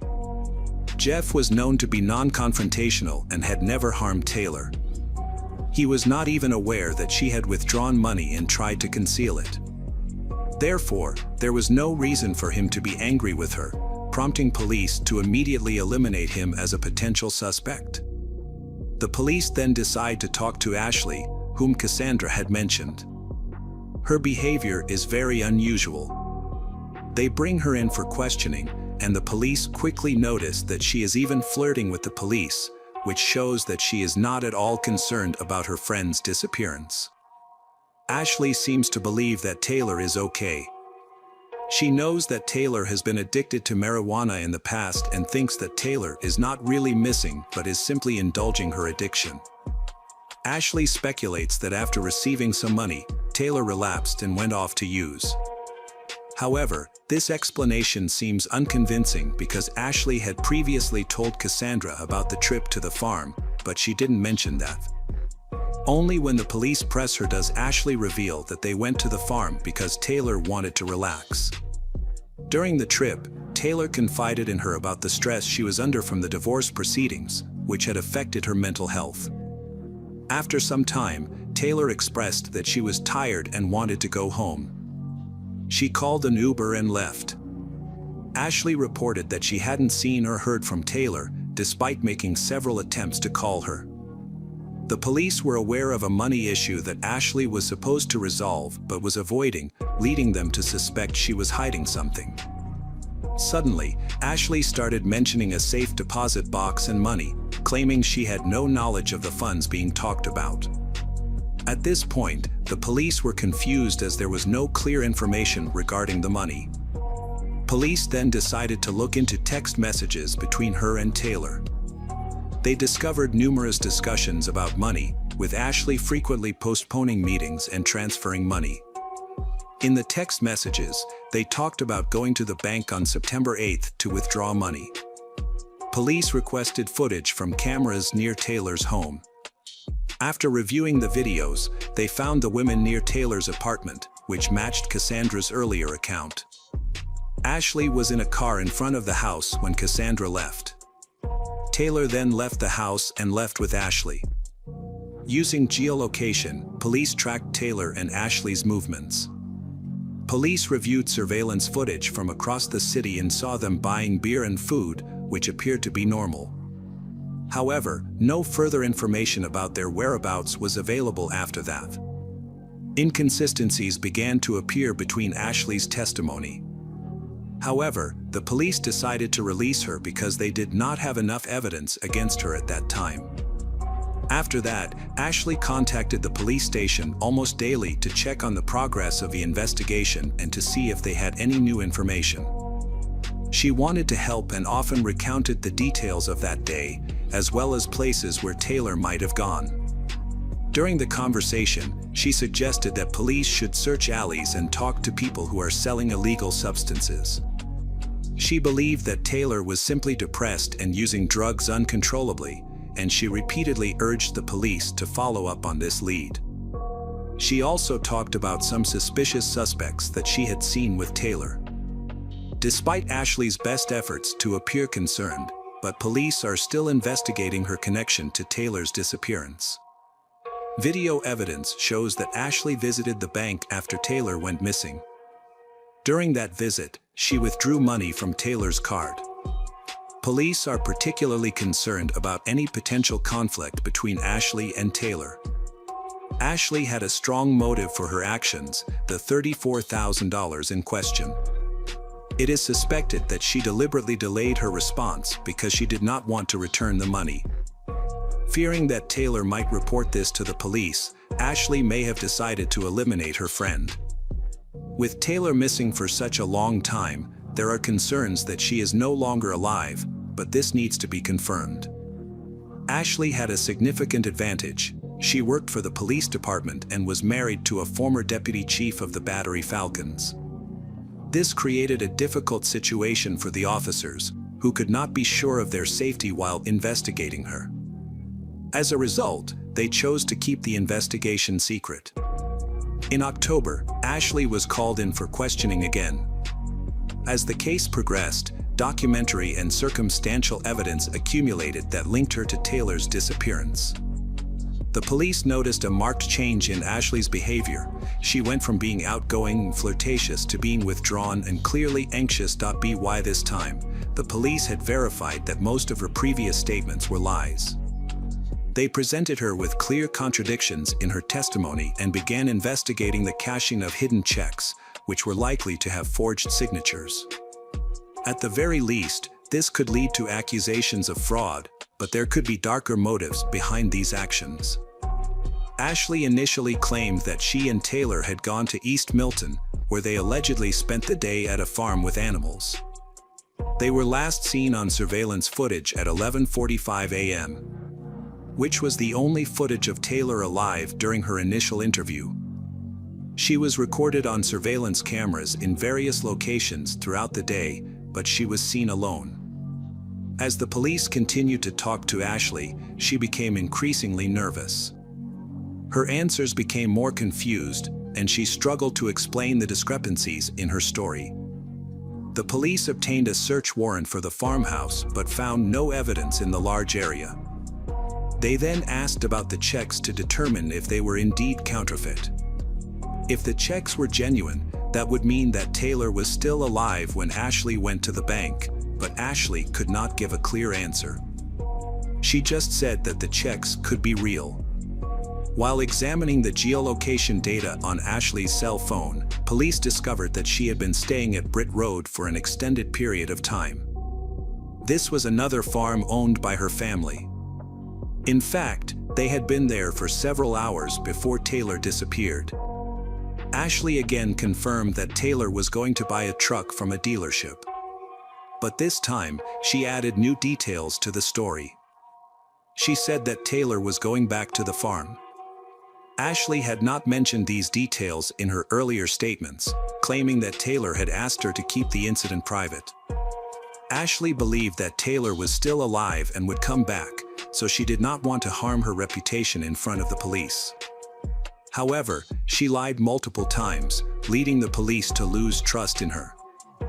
The police were very interested in the Ashley family farm in Britt Road. It was a large, isolated area that would have been a fit place to commit the crime and cover it up. During their questioning, the police noted another strange aspect of Ashley's behavior: why she did not contact the police immediately when Thaler promised to return but did not show up. It was clear that Thaler was in trouble and needed help. Although Ashley tried to show concern to the police, she made no effort to find Thaler. Why did she wait until she was called in for questioning to show concern? These questions remain unanswered, but the police believe that Ashley was withholding important information.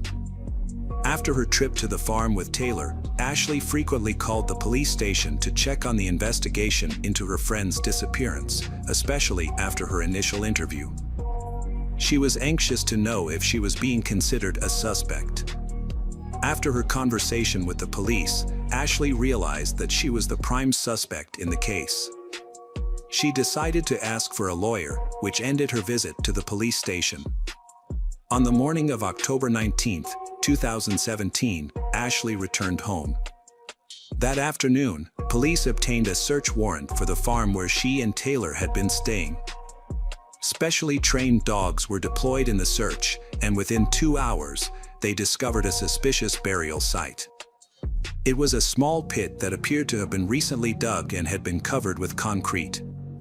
A human skull was found in a shallow grave, along with other remains that had been hastily buried in the dirt and construction debris. The victim died from a gunshot wound to the head. Due to the advanced state of decomposition, the body could not be identified at the scene. However, based on clothing and jewelry, it is believed that it was Thaler. An autopsy confirmed that the body was Thaler Wright, 30. The identification was completed using dental records and DNA analysis. Ashley was arrested that evening, October 19, 2018, and charged with premeditated murder. Ashley's defense attorney believed in her innocence, but the abundance of circumstantial evidence made it challenging to convince the jury of her non-involvement in the crime. The attorney focused on Ashley's psychological profile, portraying her as sweet, pretty, and a police officer, which seemed inconsistent with being a violent criminal. Friends and family described Ashley as quiet, modest, and incapable of murder, especially when considering her physical attributes. In contrast, Thaler was physically stronger, leading the prosecution to question the defense's arguments. The lawyer developed his strategy based on the fact that the police lacked direct evidence to prove Ashley's guilt. There was no murder weapon, no witnesses, and no DNA linking Ashley to the body. This made it difficult for the prosecutor's office to connect Ashley to the crime. One witness was the victim's ex-husband, Jeff. He stated that he reached out to Ashley a few days after his Thaler went missing, trying to locate her to address some matters related to their marriage and divorce. Jeff contacted Ashley via social media. She claimed that the last time she saw Thaler was when she was exchanging money. She expressed concern about whether Thaler had arrived safely. This was a new detail that Ashley had never mentioned before, leading the police to realize that she was a pathological liar who had deceived everyone around her. Although Jeff was initially investigated and cleared as a suspect due to a solid alibi, he still had a strong motive. The lawyer attempted to redirect the jury's attention to Jeff's possible involvement in his ex-wife's murder. But these efforts were unsuccessful. The testimonies from Ashley's close friends greatly influenced the jury. They revealed that the Ashley was not as she seemed. She frequently visited a strip club. Bartenders and staff stated that just before Thaler went missing, Ashley spoke negatively about Thaler. Later, a gun associated with Thaler's death was discovered in Ashley's house. After new evidence emerged, the Ashley admitted to spiking Thaler's beer with a strong substance. However, when Thaler took a sip, she noticed the drink tasted odd and clearly spoiled. She spat it out and refused to drink any more, which likely led to the failure of Ashley's poisoning plan. Despite this admission, Ashley denied any involvement in the shooting of her friend. The prosecution argued that she had a strong motive. Ashley was holding on to a large sum of Thaler's money and was delaying returning it. Thaler desperately needed the money to pay her lawyer, so if Ashley delayed paying, Thaler would likely report the matter to the police. This situation gave Ashley a motive to get rid of her friend. The police later discovered the reason for the delay in returning the money. Ashley had been secretly having an affair with a man named Brandon, without her husband's knowledge. It was revealed that she had spent all of the money on Brandon, including giving him a motorcycle just weeks before Thaler went missing. This coincided with the time she had received money from Thaler. In court, Brandon admitted that Ashley had frequently given him expensive gifts, but he did not know where she got the money, as she had no other source for such a large sum of money. The police tracked Ashley's movements and discovered that she had gone to Home Depot after Thaler went missing. The police spoke to a sales clerk who confirmed that Ashley had purchased several bags of quick-drying solution. When the substance found in Thaler's grave was tested, it matched the quick-drying compound mentioned by the hardware store employee. This suggests that Ashley attempted to quickly hide Thaler's body on the farm to avoid detection. However, Ashley's attorney argued that she was not physically able to carry the heavy bags, dig the grave, and move Thaler's body. The jury then deliberated for about 4 hours and found Ashley MacArthur guilty of first-degree murder. She was sentenced to life in prison, eligible for parole after 25 years. She also served an additional 7 years for fraud related to Thaler Wright's finances. Hi everyone, thanks for returning. Let's unravel another perplexing mystery. The case of Chiara Poggi. Chiara Poggi was born in Vigai, Italy, on March 31, 1981. She studied economics and landed a job as a financier at a large company. She was a delicate girl with expressive blue eyes. She was determined to advance her career and become a manager, with the ultimate goal of starting her own business. To achieve this, she focused on her studies and graduated. Alongside her professional ambitions, Chiara also wanted to start a family. At that time, she had been in a relationship with a man named Alberto for 7 years. Unfortunately, all her dreams seemed to stop there, as fate had other plans for her. On August 13, 2007, at approximately 9:12 a.m., Chiara was going about her daily routine when someone knocked on her door. She opened it, unaware that this decision would lead to her death just a few hours later. At 1:50 p.m., Alberto called the Italian Emergency Services, 118, to report a tragedy at his girlfriend's home. Alberto had discovered Chiara's body. He explained that he had visited and found her lying in a pool of blood. When the dispatcher asked if he could help the victim, Alberto said he couldn't bear to look at the scene and had already left to contact the police. He provided the address and implied that his girlfriend was already dead when he called. When asked why he did not wait for the police at the scene, the Alberto explained that the house was located on a dead-end street, making it hard for the police to find. He decided to go to the police himself and bring them to the tragedy scene to prevent confusion. The Carabinieri arrived after being directed by the emergency services dispatcher. All the doors of the house were locked, so the officers had to climb over the fence. Once inside the kitchen, they discovered signs of a struggle. The Chiara seemed to have been attacked while cooking. Dishes were scattered, and there were open boxes containing a knitting needle, which suggested a confrontation might have taken place. The police also found initial evidence of a violent crime. There were drops of blood on the floor. And in the room near the exit, they discovered a potholder and white slippers that were later confirmed to belong to the Chiara. The Carabinieri entered the next room and discovered Chiara lying face down on the steps near the basement entrance. She appeared to have been taken by surprise, as she was still wearing her pink summer pajamas. Chiara showed signs of a severe beating. It seemed she had been struck multiple times with a heavy object, likely a hammer. The police officers quickly spotted important evidence in the pool of blood, a strand of hair that obviously did not belong to Chiara and a distinctive shoe print left in the dried blood. The lack of warmth in the Chiara's body suggested that she had been killed a few hours earlier. The police quickly contacted Chiara's parents.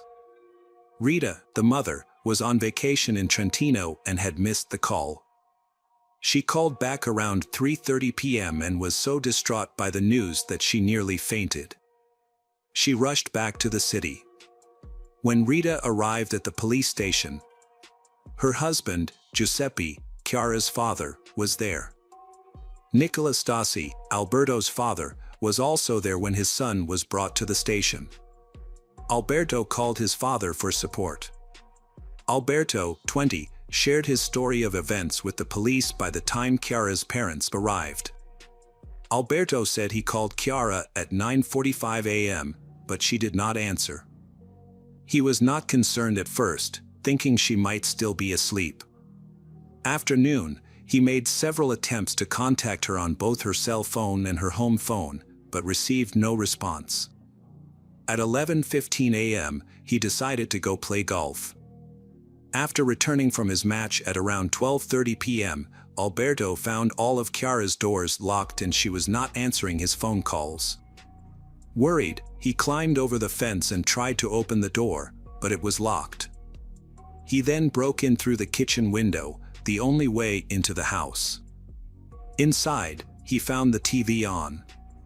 At first, he thought Chiara might still be asleep in her room.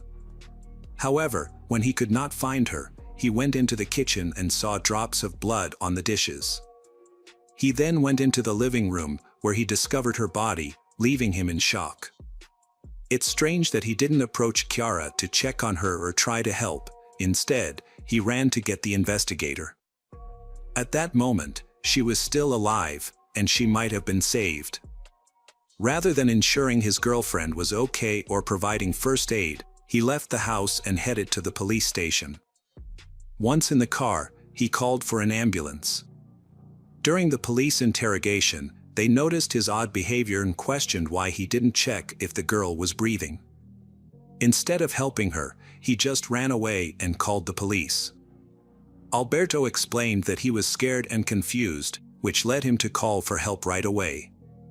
However, he could have stayed, called for medics, and waited for the ambulance while performing CPR.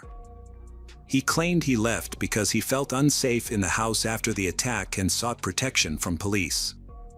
The Alberto spent the entire day at the police station, and around midnight, he was getting ready to meet with the police again to answer their questions. Meanwhile, forensic experts were carefully examining the crime scene and were puzzled by a footprint found in a pool of the Chiara's blood. They asked Alberto to show them his shoes. He was wearing special white golf shoes that were spotless. He claimed he had been wearing them when he arrived at his girlfriend's house. However, this raised suspicions because the floor around the body was covered in blood. How could someone walk around in such a bloody scene without getting any blood on their shoes? There wasn't a single drop of blood on the soles, and the Alberto couldn't provide a clear explanation for this. The police decided to question Alberto about his relationship with Chiara, the murdered girl. Alberto described their relationship as wonderful, claiming they had very few problems. Like any couple, they occasionally argued, but these conflicts were minor and quickly resolved. The police then asked him for more details about the events leading up to her death to help establish a timeline and identify any suspicious activity. However, Alberto offered no significant information. The police took his fingerprints and ultimately released him due to a lack of evidence, keeping him at the police station for just under a day. Finally, around 7 a.m., Alberto got into his father's car and went home. On August 17th, when police examined the search history and files on Alberto's computer, he claimed he woke up early that morning, around 9 a.m., and was working on his thesis while trying to call his girlfriend, after which he went to play golf. Evidence confirmed that he was home, fed his dog, and then left the house. Although it seemed that Alberto had an alibi, the police remained suspicious. The police continued their investigation to reconstruct the timeline of the attack. They were particularly focused on how the crime occurred and still needed to identify the murder weapon.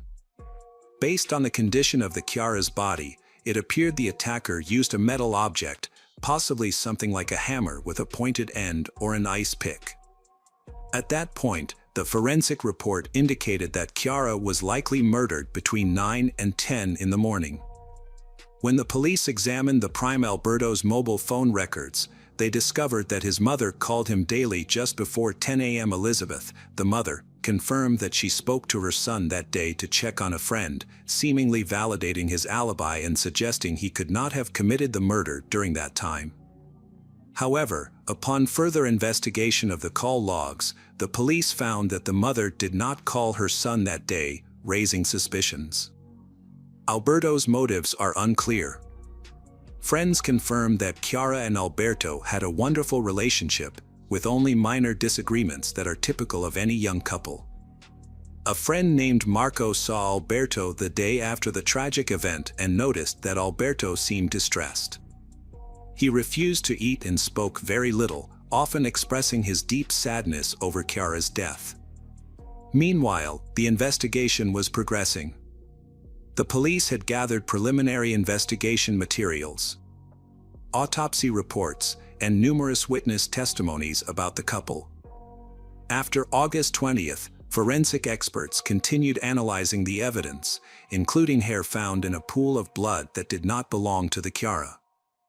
They also examined materials collected from under Chiara's fingernails.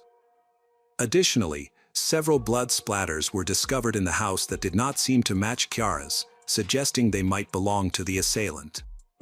On the morning of August 22nd, Alberto visited the police station to obtain some documents. He spent a few hours speaking with the police, who were hoping to gather new information from him. Additionally, at 2 p.m., Alberto was scheduled to take part in an interrogation with the prosecutor present. With police showing increased interest, the Alberto was preparing for his meeting with his lawyer. By this time, Alberto had already spent over 26 hours at the station, providing the police with all the information they requested. He repeated his account of the events from August 13th. But the police were more focused on the evening of the 12th, the night before the bloody massacre took place. That night, the couple ordered 2 pizzas from a nearby restaurant and spent the evening eating and watching TV. Alberto then went home. Police scrutinized every detail of his statement for any inconsistencies, especially questioning why Alberto left after dinner. Throughout the investigation, Alberto repeatedly maintained that he had nothing to do with his girlfriend Chiara's death. The prosecution remained skeptical. He questions why there was no blood on Alberto's white sneakers as he moved around the house. Was he really that cautious? Why did Alberto leave on the night of the 12th instead of staying with Chiara? And why did he not help her when he found her unconscious? Unexpectedly, Chiara's neighbor provided some information. At around 9 a.m., she noticed a bicycle parked near the entrance to Chiara's house. As a cyclist, she found this strange, as she had never seen Chiara or Alberto riding such a bicycle. Later, the bicycle was spotted near Chiara's fence. The neighbor, who was knowledgeable about bicycles, realized that it was a women's model equipped with unusual accessories not usually found on regular bicycles. The woman did not think about what would happen next. She looked out her window around 10 o'clock or 10:30 a.m. and noticed that the vehicle was no longer by the neighbor's fence. This information caught the police's attention, as it might be an important clue. The police realized that finding this bike could significantly advance their investigation, as locating the owner might lead them to the killer. However, their search for this type of bike hit a dead end because the description provided was too vague. Later, another neighbor, a 47-year-old woman, contacted the police. She reported seeing a bike near Chiara's house at 9:30 a.m. and confirmed it was a women's model with a new color, although some details did not match. It's possible that one of the neighbors had remembered those details incorrectly. Meanwhile, over several days, several lawyers defended Alberto, including his brothers, Giulio and Giuseppe Colli, who worked in the Vi Giovanna Bar Association. However, by this time, the police had discovered the complicated love story between Chiara and Alberto. The love between the Chiara and Alberto was genuine, and their relationship was going well. This was evident to those who knew them and was reflected in their frequent exchanges of affectionate messages. They hardly ever argued, and when they did, the disagreements were minor and quickly resolved. However, in the week leading up to the incident, some unusual changes were observed in their relationship. It seems that Chiara has recently stopped wanting to see Alberto, and they have started sleeping in separate rooms even when he stays overnight. Alberto attributes this behavior to the fact that he prefers to sleep in a double bed in Chiara's brother's room, where he finds it more comfortable. There were very few photographs of the couple together, raising concerns about their relationship. Instead, the Alberto's secret folder contained hundreds of photos of women's feet in shoes, leading to suspicions that the couple's seemingly happy exterior was hiding deeper issues.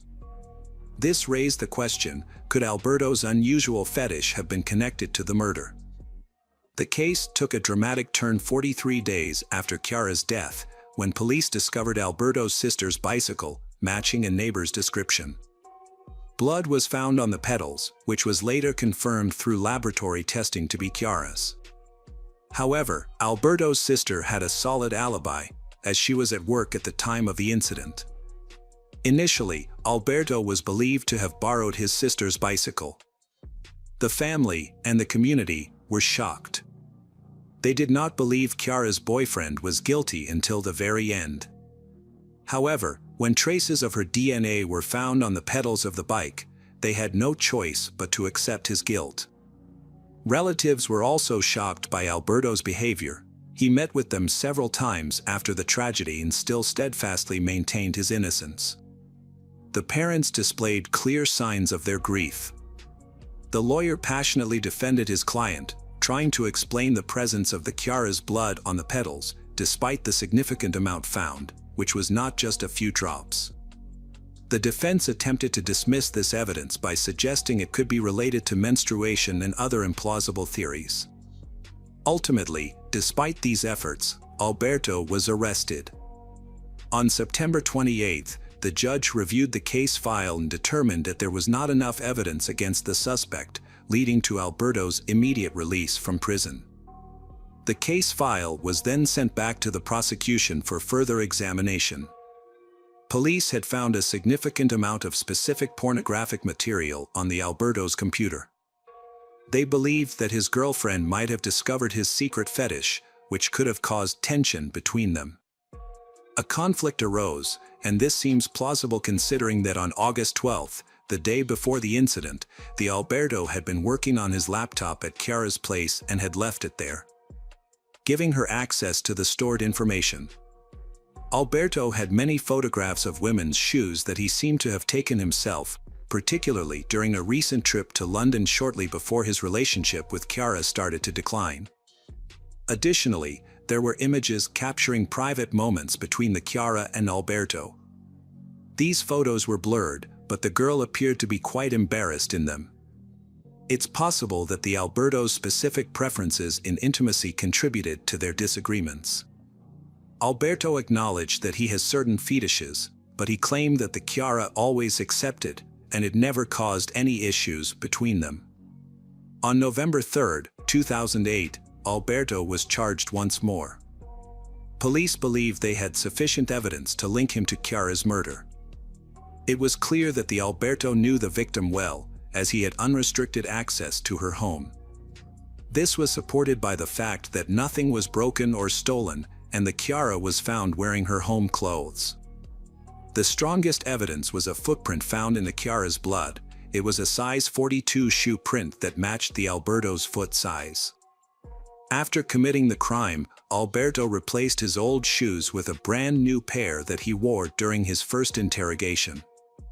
Despite blood prints being found on the bicycle pedals, he persisted in denying any involvement. It seems he successfully disposed of the sneakers he wore when he left the Chiara's house after the murder. On February 24, 2009, during the preliminary hearing, the prosecution requested a 30-year prison sentence. Although they had initially requested a life sentence, after reviewing the case documents, the judge determined that further improvements were needed. He identified many of the evidence as being implausible. Extensive research was conducted, including a reconstruction of the events using computer models. A comprehensive model of Chiara's house was built, allowing the police to track the killer's movements. On August 13, 2009, a detailed report was submitted to the court. According to this report, the Alberto turned on his computer at 9:35 a.m. and viewed several pornographic photographs. He continued this activity until 12:20 p.m. and identified only 3 possible time intervals during which the murder could have occurred. The house alarm was deactivated at 9:12 a.m., and there is no information about Alberto's activities between then and 9:35 a.m. The second time window for the murder was from 12:20 p.m. to 12:46 p.m., as the Alberto called Chiara's mobile phone from his home shortly after 12:46 p.m. There was also a time frame available for the murder from 12:46 p.m. to 1:26 p.m. The forensic expert determined that the Chiara likely died between 9 o'clock and 10 o'clock in the morning, suggesting that the earlier time frame was more plausible. Meanwhile, the defense pointed out several mistakes made by the police during the investigation. The forensic expert noted that evidence was mishandled. There were numerous errors and inconsistencies, including the failure to collect the Chiara's fingerprints. Police also did not investigate other people who may have used the bicycle seen near Chiara's house, which weakened the prosecution's case. Additionally, the provisional time frame established suggests that Alberto had no more than 23 minutes to commit the crime, set up the scene, escape, and dispose of the shoes. Alberto lived a mile from Chiara's house, and if he had been able to ride his bicycle to Chiara's house, it would have been physically difficult and inconsistent with the timeline of events. Despite this, the prosecution believed he could have done so. On December 17th, the judge left the courtroom to consider his verdict. The prosecution asked for a 30-year prison sentence. However, they failed to present convincing evidence of his guilt. There were no bloody shoes, video footage, witness testimony, or obvious motives linking Alberto to the murder. Ultimately, the judge found Alberto not guilty. The verdict shocked the local community, which had expected a different outcome and labeled Alberto a murderer. However, the case did not end there. Chiara's family filed an appeal on November 8, 2011, leading to a new trial. This hearing lasted several weeks, during which the public and media were barred from the courtroom, allowing journalists only to enter when the decision was announced. The court acquitted the Alberto Stasi once more during a retrial on April 18, 2013. The lawyer emphasized that the charges lacked grounding and that there was insufficient evidence. He also argued that it would have been impossible for Alberto to commit the murder and cover up the evidence in just 23 minutes. Following the death of Alberto's father, who was killed in a Pavia hospital on April 9, 2014, a new phase in the investigation began. This phase included various pieces of evidence, such as computer modeling and a thorough analysis of a bicycle found in the Alberto's home. Unexpectedly, during this investigation, Alberto confessed to murdering Chiara. The case was so complex that without this confession, he likely would have been acquitted again. However, under public pressure, he ultimately admitted his guilt. On December 17, 2014, 37-year-old Alberto Stasi received a 16-year prison sentence and was ordered to pay €1 million in compensation to the Chiara's family. Hey detectives! Welcome back. We've got another mysterious case to explore. The case of Sydney Stevens. Pinckneyville, located in the United States, is a small town known for its friendly local community and laid-back lifestyle. It is also a great place for fishing enthusiasts. On July 25, 2010, two fishermen were fishing in the near Boku Creek Bridge south of Pinckneyville when they spotted a strange object in the water. Approaching it, they realized it was the body of a girl floating face down. Her right arm was tied with a rope to a concrete block, but the body had risen to the surface due to decomposition and shallow water. The body was in a deteriorated state, making identification difficult. The only clues were a belly piercing and a necklace with a musical note pendant. After checking the information in the database, law enforcement officers discovered that a similar girl had recently disappeared. She was Sydney Stevens, 15, who had gone missing on July 19, 2010, exactly 1 week before body was discovered. Sydney's parents, Tracy and Tim, said she had recently suffered from mental health issues after learning that they had separated shortly before she went missing.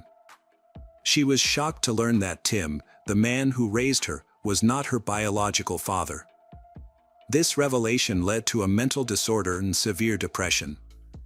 She ran away from home multiple times, isolated herself from friends, and even attempted ending her life.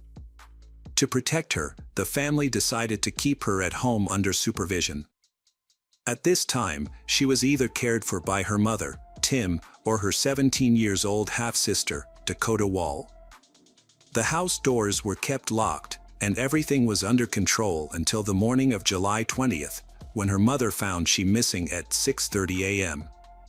Tracy suspected something was wrong because Sydney's room was in complete disarray, the dresser was overturned, and belongings were scattered everywhere.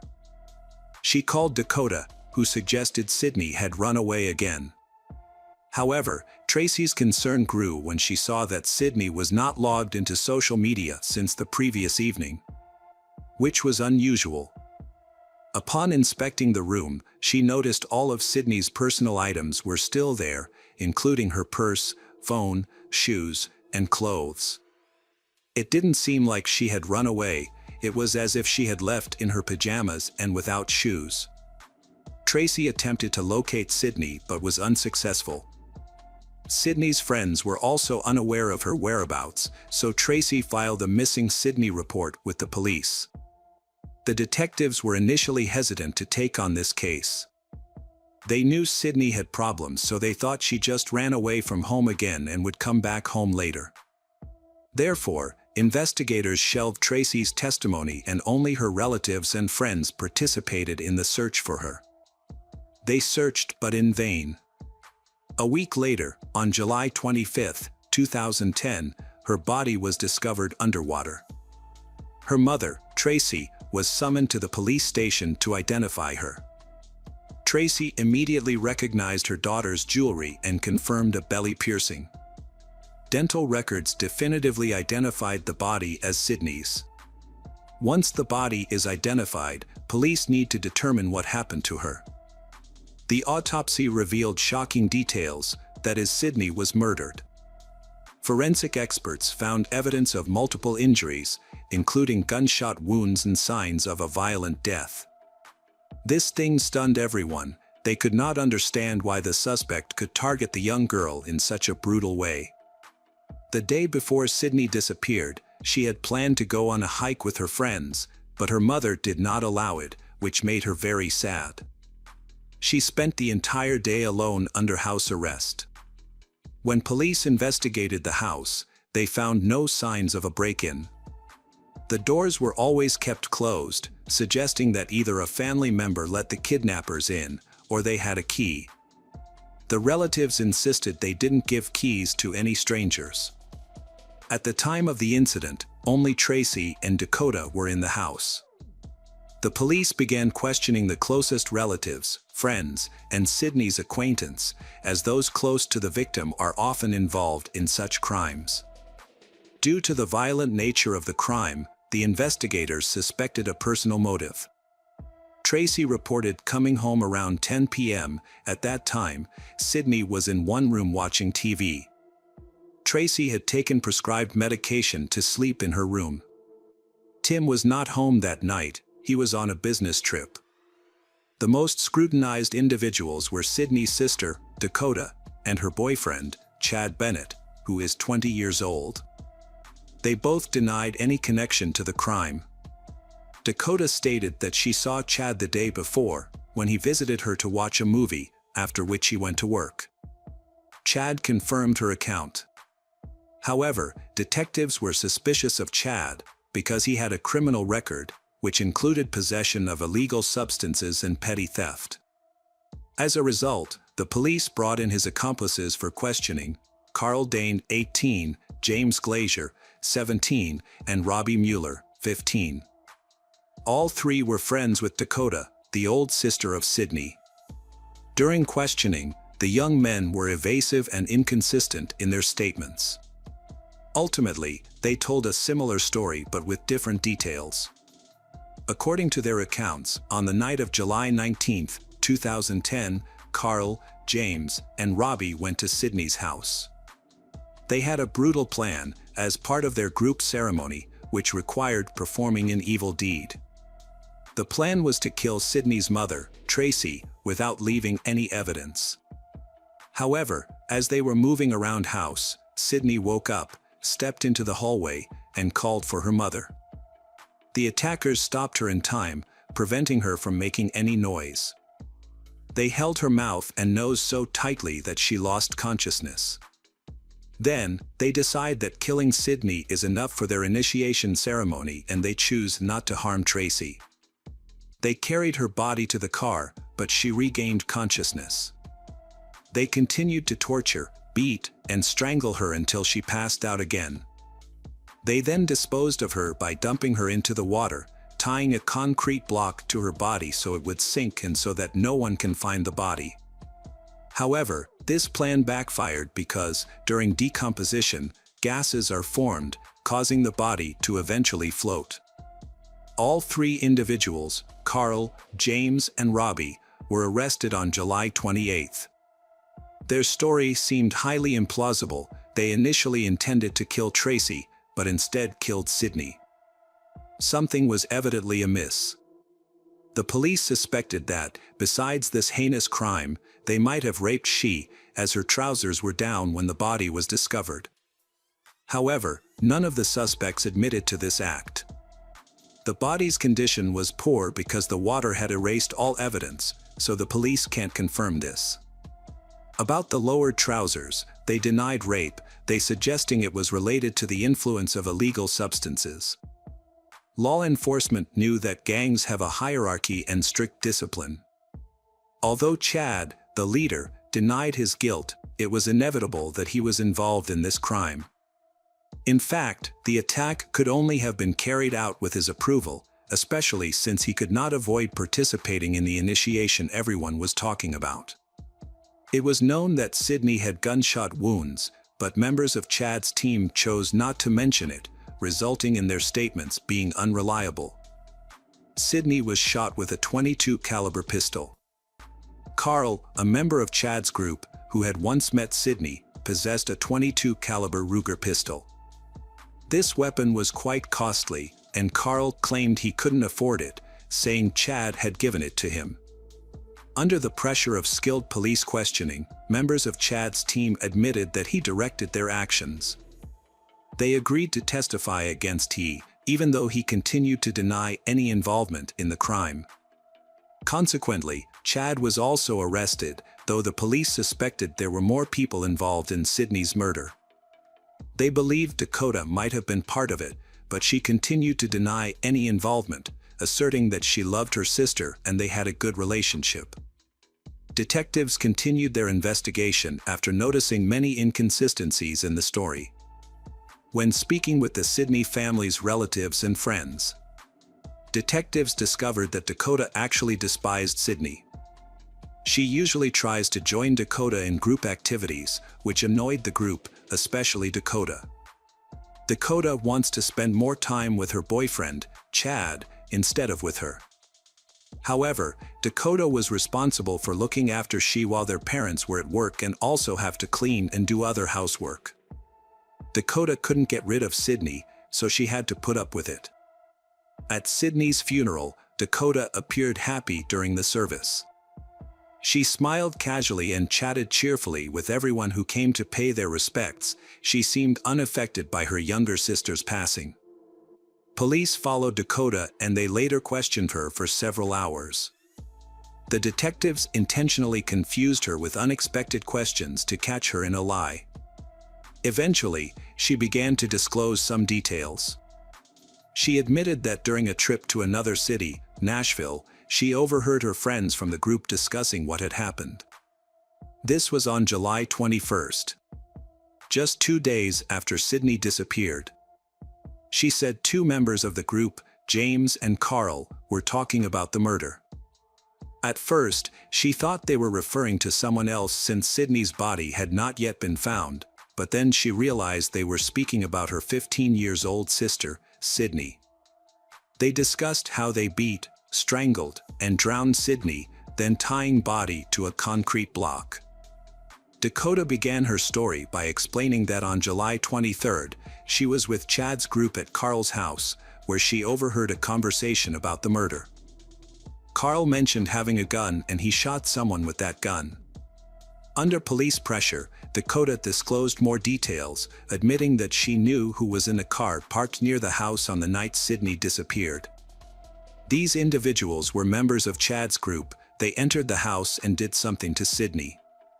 She confessed this to the officer, but explained that she had been too afraid of they to speak up earlier. However, Dakota's account was becoming inconsistent. In her new testimony, she alleged that Carl had threatened her life if she informed the police. The officers noted her lack of emotion and how careful she was in giving her testimony. Investigators knew that she seemed pleased about Sydney's death, casting doubt on her innocence. To probe further, the police pretended to know everything about the crime, including Dakota's relevance, but claimed they were unclear about the motive. This unsettled she, yet she did not confess to any wrongdoing. The case garnered public attention. They intensely discussed the shocking crime. Rumors circulated widely, including one claiming that Dakota discovered Sydney's diary a few days before the crime, revealing that Sydney had slept with her boyfriend, Chad, 2 years earlier. It is important to mention that 2 years earlier, Dakota had not met Chad, yet this might have infuriated her as Sydney's older sister. However, the romantic relationship, especially between Sydney and Chad, was never verified and was doubtful to investigators since Sydney was only 13 at the time. Although this motive wasn't confirmed, there were several other possible reasons for the murder. The following day, Dakota was called in for questioning again. She alleged that her boyfriend, Chad, who was accused of the crime, had shown disturbing behavior. He was aggressive and often lost control, attacking people frequently. It seems that he cannot avoid committing a serious crime. He had a conflict with Sydney's ex-boyfriend, Bubby. According to Chad's testimony, he heard voices urging him to attack his family. He even set their house on fire. He also allegedly shot his favorite cat, hitting it with 15 bullets. None of these claims were verified.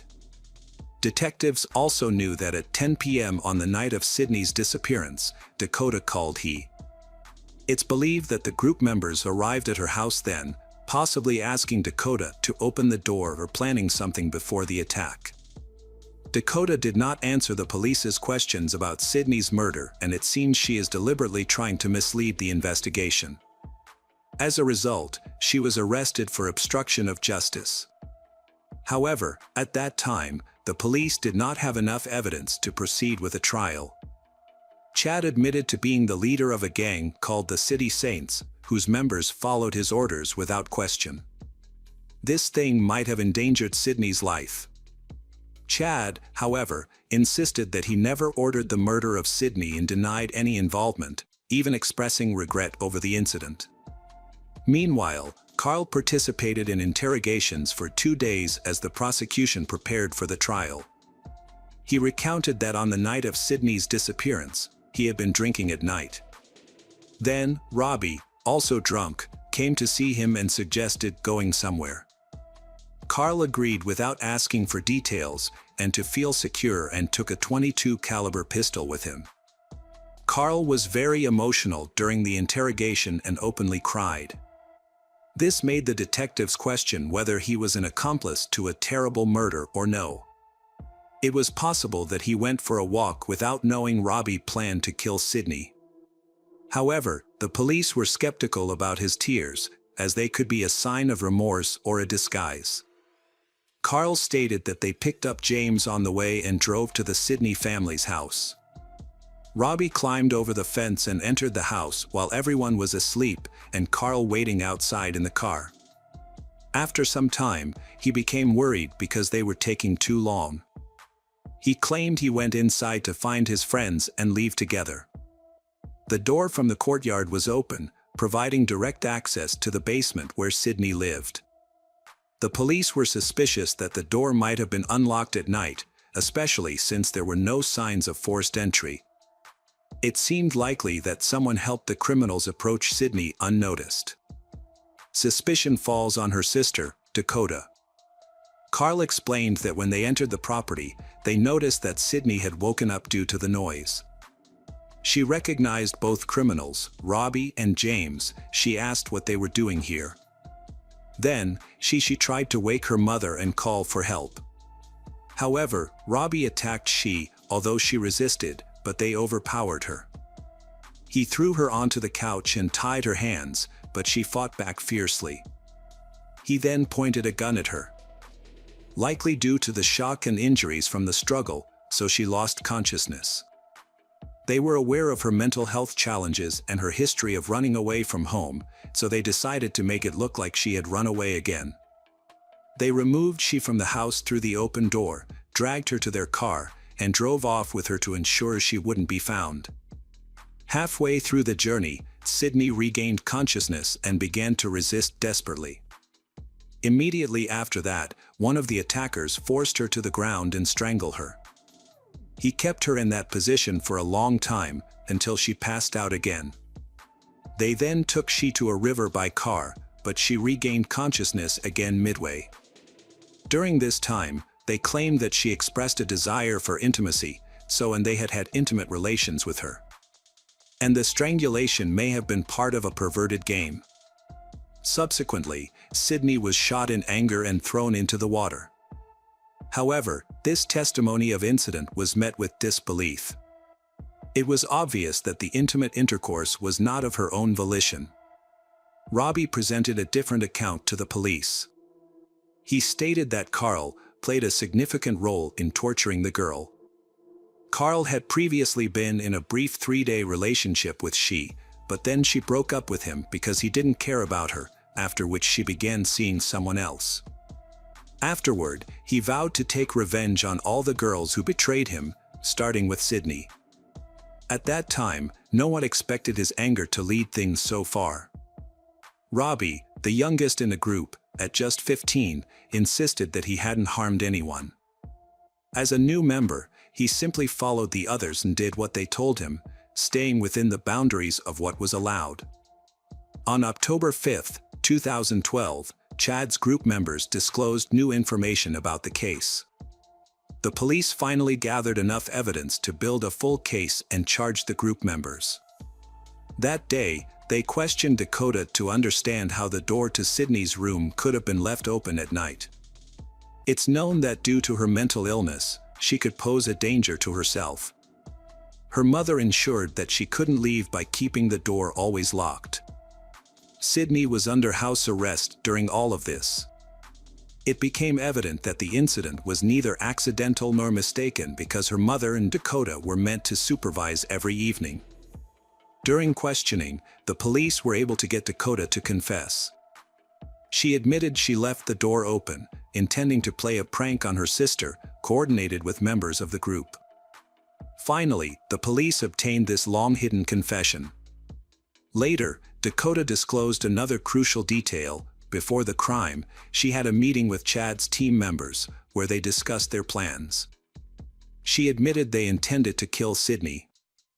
With this information, everything became clear. Even if Dakota didn't directly participate in the murder of Sydney, she was aware of it and did nothing to prevent it. She knew what was going to happen, so leaving the door unlocked wasn't accidental. She planned it to allow the attackers to enter the house and killed Sydney. Investigators believe Dakota underwent a brutal ordeal to join Chad's group, which explained her aided the killers.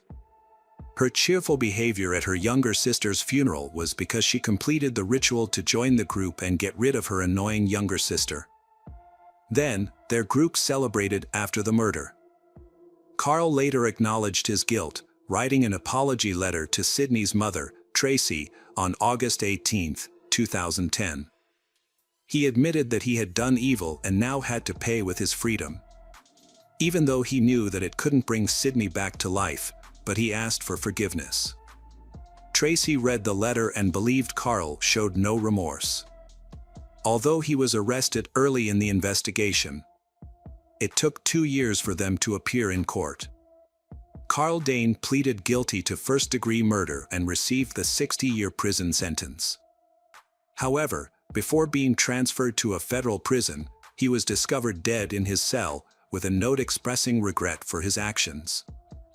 Another member of the group, James, was also found guilty of first-degree murder and sentenced to 60 years.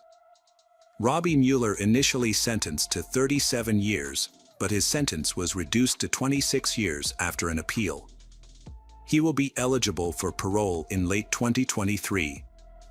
The gang leader, Chad Bennett, cooperated with investigators and pleaded guilty to a lesser charge, resulting in a 20-year sentence. He took a plea deal and will be eligible for parole in 2026. Dakota received a 26-year prison sentence, with the ability to apply for first parole by the end of 2023. Hello, crime enthusiasts, are you ready for another chilling investigation? The case of Rachel Winkler. Rachel Hatfield was born in California in 1975. She is the second of 4 children to her parents, Don and Diana. When she was 10, her father left after her mother had a brief affair with a neighbor, so her parents divorced. Rachel, her siblings, and their mother then moved to Georgia. Then, she and her siblings rarely visited their father because of their strained relationship. Their mother had turned them against him, resulting in a lost custody battle for the father. The family breakup deeply affected Rachel, making it difficult for her to cope with her parents' separation. During her teenage years, she developed anorexia due to stress, and her weight dropped to a dangerous 30 kilograms. She was hospitalized at a psychiatric clinic in Modesto, where she received effective treatment. She eventually recovered and even took up sports. After her recovery, she started to reconnect with her father, Don. He is proud of his daughter because she is very intelligent and the only girl in the family. The girl is the inspiration for his work. In school, she consistently achieved excellent grades across all subjects. As an adult, Rachel has dedicated herself to her work, with the desire to follow the example of his father, Don, a famous painter. In high school, Rachel met her boyfriend, Tim, who was also an artist. After finishing school, they moved in together.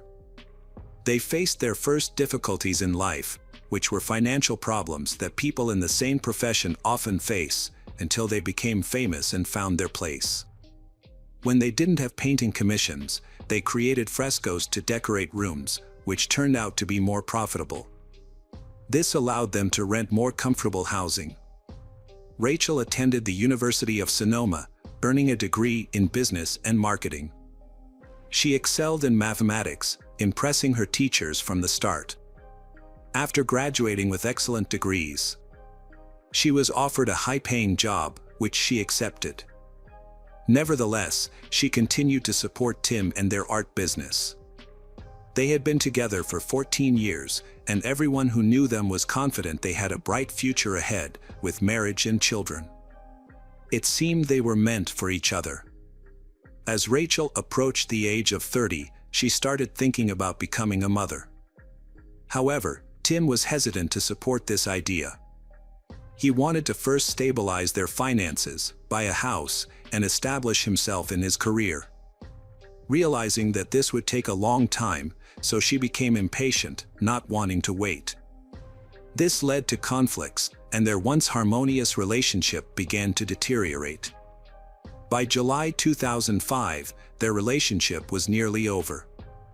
Around this time, Rachel attended a dinner party where she met Todd Winkler. He was 8 years older than her and had built a successful career as a fighter pilot in the U.S. Air Force. When they met, he also held a degree in computer engineering and ran a successful internet business. He was wealthy, owning a large house and even a plane. In addition to his success, he was attractive and very sociable. Todd had been married twice before. He married his first wife at a young age, but they later divorced due to disillusionment. His second wife tragically died in a car accident in 1999. Eager to find love again, Todd was searching for the right partner. When he met Rachel, he immediately felt she was that person. She was equally captivated by he, and they quickly sparked a romance. She ended her relationship with her boyfriend, Tim, to start dating Todd. Rachel and Todd were so in love that after just a few weeks of meeting, they were thinking about a future together and having children.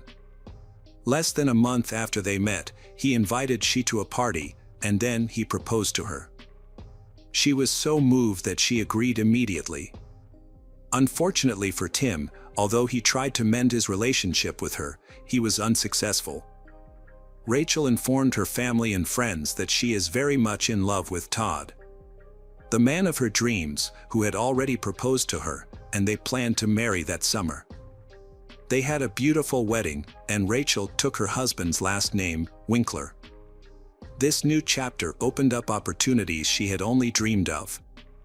Together, they aimed to build a bright future. She quickly forgot the past that she lived with her ex-boyfriend for more than 10 years, with whom she overcame many different difficulties. A year after the wedding, Rachel became pregnant and she was overjoyed. On April 11, 2007, she and her wealthy husband, Todd, welcomed their daughter, Eva, and she adored her child. A year later, their second child, Ariel, was born. During this time, Rachel stays at home doing housework and taking care of the children while her husband goes to work. In early 2010, their family had big changes when Todd was accepted as a manager in a prestigious pharmaceutical company, 2 hours from their home. As a result, he started working late at his office in Alameda. During this time, The family lived in an area reserved for the extremely wealthy, where each had their own garage to park their personal jet. Feeling tired of her life at home, Rachel took a job as a manager at the nearby airport, a decision Todd supported. In September 2009, when Todd was working away from home, Rachel met a man named James White, who was doing repair work, and they struck up a friendly conversation. Around this time, her relationship with Todd began to deteriorate. The attachment and attraction they once felt for each other had faded. According to Rachel's relatives, she no longer seemed as happy or radiant as before. Todd discovered her relationship with James and was upset that she was spending more time with James, his colleague, than with him. He began to suspect that Rachel was developing feelings for James. Concerned, he sought advice from his father-in-law, Don, who followed the Ozan religion and upheld family values. Don strongly objected of his daughter's behavior, and he and Todd believed she was behaving inappropriately. Don viewed the situation from his own perspective, as a similar experience led his family to fall apart. After that, he spoke face-to-face with his daughter, Rachel, believing he could understand her and save her relationship with Todd. Don explained that he should not have ended things with Diana over an affair. A year after his divorce, he reconsidered the situation and realized that he should not have left his wife and children, but should have forgiven his wife. Because of his stubbornness, everyone faced serious difficulties. However, in his case, he could no longer change anything, so he asked his daughter to reconsider and leave James, and she promised to think about it. Despite her father's advice and opposition from Todd and others, Rachel continued to communicate with James, whom she adored. She admitted to her friends that she had fallen in love with James. Todd realized his marriage was crumbling, so he frequently sought advice from Rachel's father, Don, who persuaded him to fight for the marriage. After a while, Rachel realized that her father was right. She also knew that she would not be able to raise her child properly if she continued to have an affair. Therefore, she chose to mend her relationship with Todd. Her father was pleased that she heeded his advice and preserved the family. Todd forgave her, and their relationship improved. A few months later, they announced to friends and family that she is pregnant with her third child. Although he hoped for a son to inherit his business, his wife was content with having a third daughter. In March 2011, the couple left their children with Rachel's father, Don, and went on vacation to Florida to strengthen their relationship. It seemed their relationship had improved, as if they had rekindled their love. Rachel affirms that the child she is pregnant with is Todd's child, but some suspected she might be pregnant by her lover, James. However, not everything was smooth in the family. Behind their family's happy exterior are arguments. After the vacation, they had a big fight, and Todd went to Australia on business, he staying there for some time. He even paid for Don's trip to visit him but didn't invite his wife and children, possibly because the long trip could be difficult for the children and the pregnant Rachel. Alternatively, this might indicate serious issues in their relationship. In Australia, he and Don enjoyed their time, relaxing and having fun almost every evening.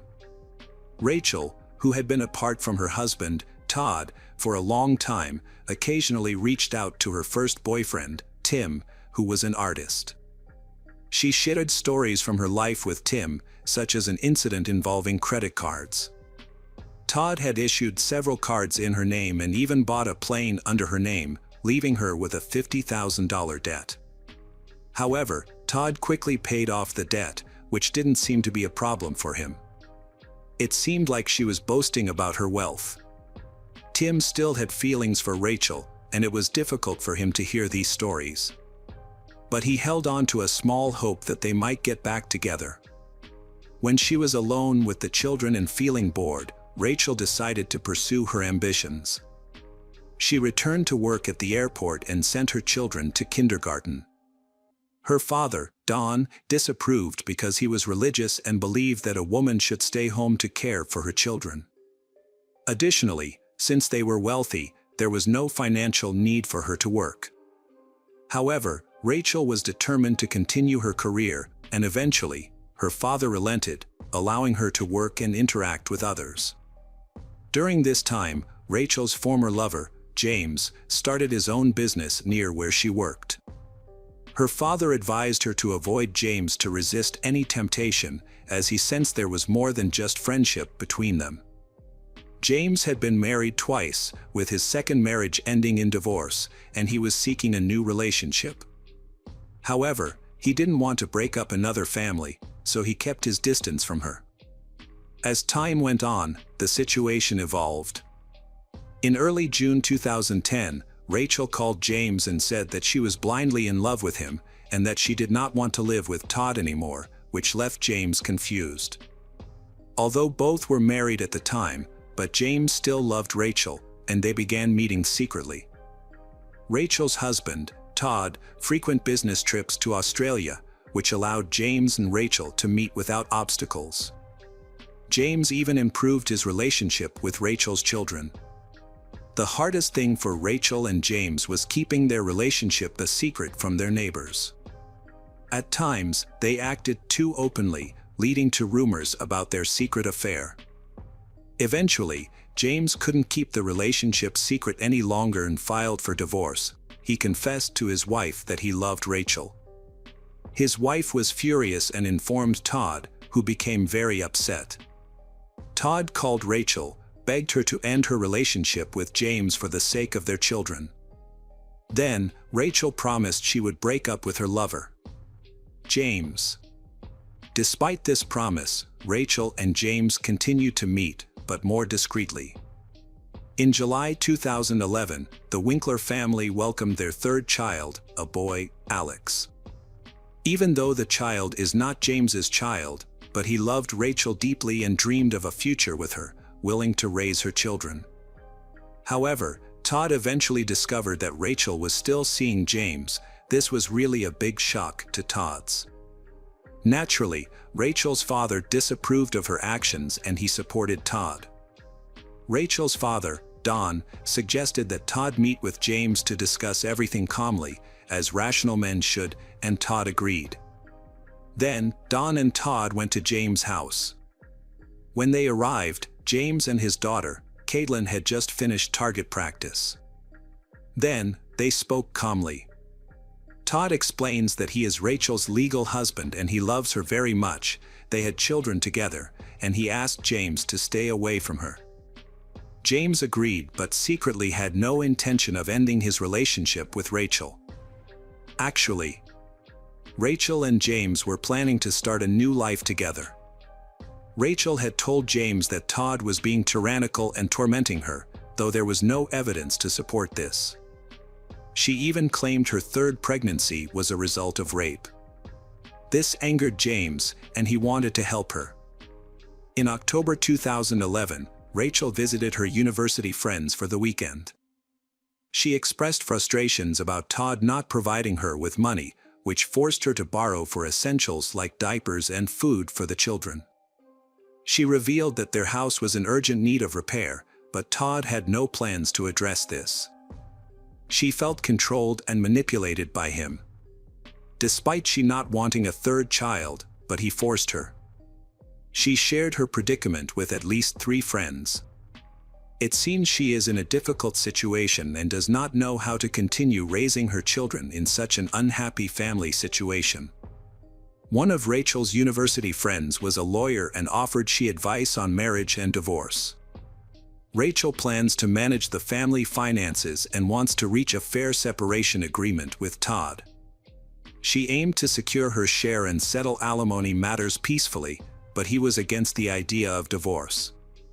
In November 2011, Rachel stopped making mortgage payments on the house because Todd was not giving her money and was hiding his income from her. She began to suspect that he was planning something against her. On November 11th, she called her lawyer friend and expressed that she was ready to begin the divorce process. While Todd was in Amsterdam on a business trip, followed by a vacation, Rachel began filling out the divorce paperwork in February 2012. During this time, she told her lover, James, that her husband had discovered electronic divorce documents on her laptop and deleted them. To prevent this from happening again, she started filling out the forms by hand. Then Todd, having learned about the divorce, but he wants to avoid it. Todd spoke to his father-in-law, Don, about Rachel, claiming she was mentally unstable, which was related to their upcoming divorce. Todd said she smoked, drank, and seemed to be losing weight again. However, Don, who saw his daughter Rachel regularly, didn't notice any issues. Rachel explained that her weight loss was due to the stress from the ongoing divorce.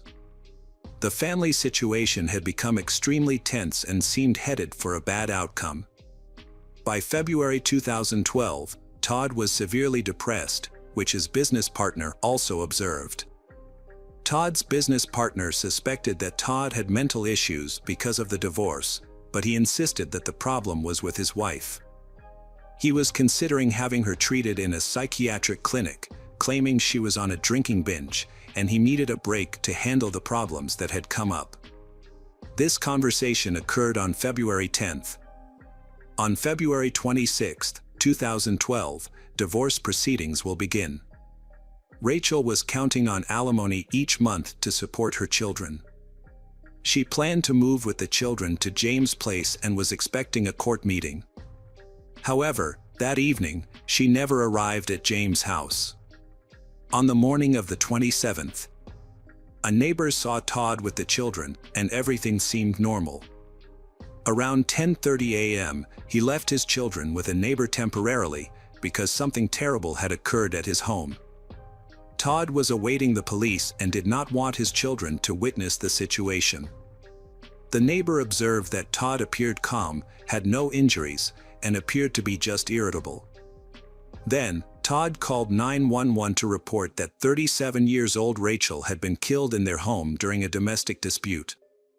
Police arrived at approximately 10:40 a.m. Todd emerged from the house and told the officers his wife was dead inside the house. He was arrested and taken to the police station, where he agreed to speak with investigators without a lawyer. During the interrogation, he is still very calm. He admitted his wife had been having an affair for a long time and had filed for divorce, seeking full custody of their children. He said his wife made him lose his temper, leading to a violent conflict. He attacked her. But then he stopped when he heard their child crying, realizing the children could witness the altercation, so he moved them to another room. Todd returned to argue with his wife, which escalated. He struck her in the face, causing her to respond with a punch. He began to apologize because he realizing his mistake, but his wife approached with a pair of large scissors and cut his hands several times. They started fighting when he tried to take the scissors from his wife. Immediately after, he poked his wife in the eye with his thumb, which helped him knock the scissors out of her hand. He quickly left there to gather his children and take them to safety. Todd told investigators that he was worried about his wife's condition and behavior. He thought she was drunk and could be a threat to him and the children. When he returned home, he found his wife in the bedroom, sitting on the floor. As he approached her, she kicked him in the face. In a rage, he threw her to the floor and began to strangle her with both hands. However, she grabbed the scissors again, but he quickly took them away and struck her face and neck several times in self-defense. She pleaded with him not to kill her, she also promising to save their marriage, but he couldn't control his anger. He admitted that he forcefully stabbed her neck with the scissors. He confessed that, at that moment, he wanted her dead, although he claimed he didn't intend to kill her and that it happened accidentally. After the incident happened, Todd attempted to revive his wife, but she was already dead. In shock, he attempted to clean the crime scene by washing away the blood, but he realized it was futile and called 911. The detectives doubted his account as there were many inconsistencies.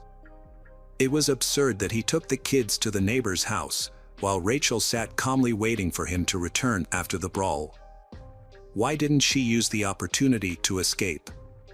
At 10:30, Todd took the children to a neighbor and then called the police immediately.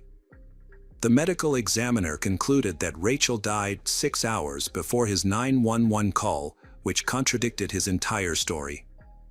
During the autopsy, Rachel was found to have multiple injuries, including broken ribs and numerous abrasions. She had cuts and puncture wounds mostly on her face and neck, with the fatal wound being a penetrating cut to the jugular vein.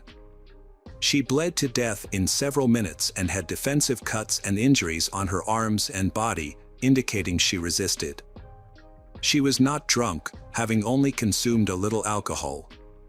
Her injuries indicated a brutal attack. Detectives investigating the case learned of the death of Todd's second wife, Catherine. However, they decided to re-examine the case. Catherine's death was initially ruled as a car accident. However, investigators developed new suspicions and decided to review the case. On the day of Catherine's death, in September 1999, her family had gone for a hike in the forest. Todd was stung by a bee and started having severe allergies. So, he urgently needed medical attention. Then, she drove their pickup truck, while he lay in the back seat, heading towards the closest hospital. Unfortunately, she lost control, causing the vehicle to tumble down a mountain. She died in the crash, but he survived. He managed to get out of the car and sought help. Tourists in the national forest heard the crash and came to help him. Todd claimed that the adrenaline released during the accident cleared up all traces of the allergy, which seemed suspicious from the start. When the police arrived at the accident scene, the entire area was engulfed in flames. Rescuers couldn't immediately descend due to the steep slope. They had to use special equipment and ropes. It was puzzling how Todd managed to climb to the mountain summit without Hea. Despite the hot weather, he was wearing winter clothing, which he blamed on chills and fever from an insect bite. Although he claimed to have been in the car with Catherine, he had no injuries, not even a scratch. This was hard to believe, given the severity of the accident. He explained that he was thrown from the pickup truck and his winter clothes protected him. He couldn't remember the location of the insect bite due to fear, and doctors found no evidence of a bite. He believed Catherine was driving too fast, which caused her to lose control. Catherine's autopsy revealed that smoke inhalation and thermal burns caused her death. Her body was completely burned, making it difficult to determine the extent of her injuries. Additionally, a medical examination found no signs of foul play. After an investigation, the death of Todd's second wife, Catherine, was ruled an accident. Todd received over $1 million from her life insurance policy. Following her death, he cut all ties with her friends and relatives, who suspected him of staging her death for financial gain. They thought his story was too implausible, and their suspicions strengthened when they learned about Rachel's death, they believing Catherine had been murdered. In October 2012, Todd Winkler was on trial for murdering Rachel. His story changed with each interrogation, similar to his inconsistencies after Catherine's death. It is believed that he planned Rachel's murder very carefully. At that time, Rachel's father, Don Hatfield, was granted full custody of her child. He saw this as a chance to make up for past mistakes and to rebuild the family he had once destroyed. Don believed that Todd killed Rachel not because of her affair, nor because of their impending divorce, but because she knew his secrets and had threatened to expose them, so he silenced her permanently. According to relatives, Todd had been violent towards Rachel's in the past. For instance, her brother witnessed Todd attack her on she by the defendant in a San Diego bar in 2006. She also told her relatives that if anything bad happened to her, it would be because of her husband. She felt he was dangerous. Rachel's eldest daughter shared a noteworthy family incident. One day, Rachel discovered a box containing the ashes of Catherine in a closet. She remarked that she hoped she would never become ashes, and he responded by saying that she should just never make him angry. This exchange left the daughters and Rachel feeling uneasy. During the trial, it was revealed that Todd had previously attempted to harm Rachel. While they were scuba diving on vacation in Florida, he supposedly left her alone, causing Rachel to struggle to reach the boat and almost drown. Later, he reportedly tried to push her off a motorcycle. However, these accounts were unverified and based on stories Rachel told her friends, which she often exaggerated. It was confirmed that Todd had mental disorders, diagnosed with dissociative and conversion disorder, which can cause a break from reality. Despite this, psychiatrists considered him mentally fit. Then, he emphasized his mental health issues to try to lessen his sentence. One day in court, he even feigned psychosis, but this tactic failed. The prosecution argued that Todd committed a premeditated murder. According to the prosecutor, he took scissors, entered the bedroom while his wife was asleep, and killed her. He then had 6 hours to stage a fight, inflict defensive wounds on himself, bandage those wounds, eliminate unnecessary evidence, feed the children, and take them to a neighbor. Only after doing all this did he call 911. Blood stains found on the children's food plates showed that he had prepared breakfast for them after killing their mother. Later, Todd admitted that he did not call emergency services immediately. The timeline he provided did not match the facts. He claimed he took the children to a neighbor before killing his wife and calling for help, but his wife had already been dead for several hours. Additionally, he would not have had enough time to bandage his hands so quickly and precisely. On the other hand, the defense lawyer argued that the murder was an act of self-defense. Rachel was the one who attacked her husband first. She first grabbed the scissors and attacked him. A struggle ensued, and he realized it was a matter of life or death, choosing to save himself. The jury deliberated for 13 days on the case details and testimonies before reaching a guilty verdict. They convicted 47-year-old Todd Winkler of first-degree murder. In December 2014, he was sentenced to 26 years in prison, with eligibility for parole in June 2031, when he will be 64 years old. Todd has filed many appeals, but all of which have been rejected. However, he has managed to secure better conditions for himself in prison. He is serving his sentence at San Quentin State Prison in California.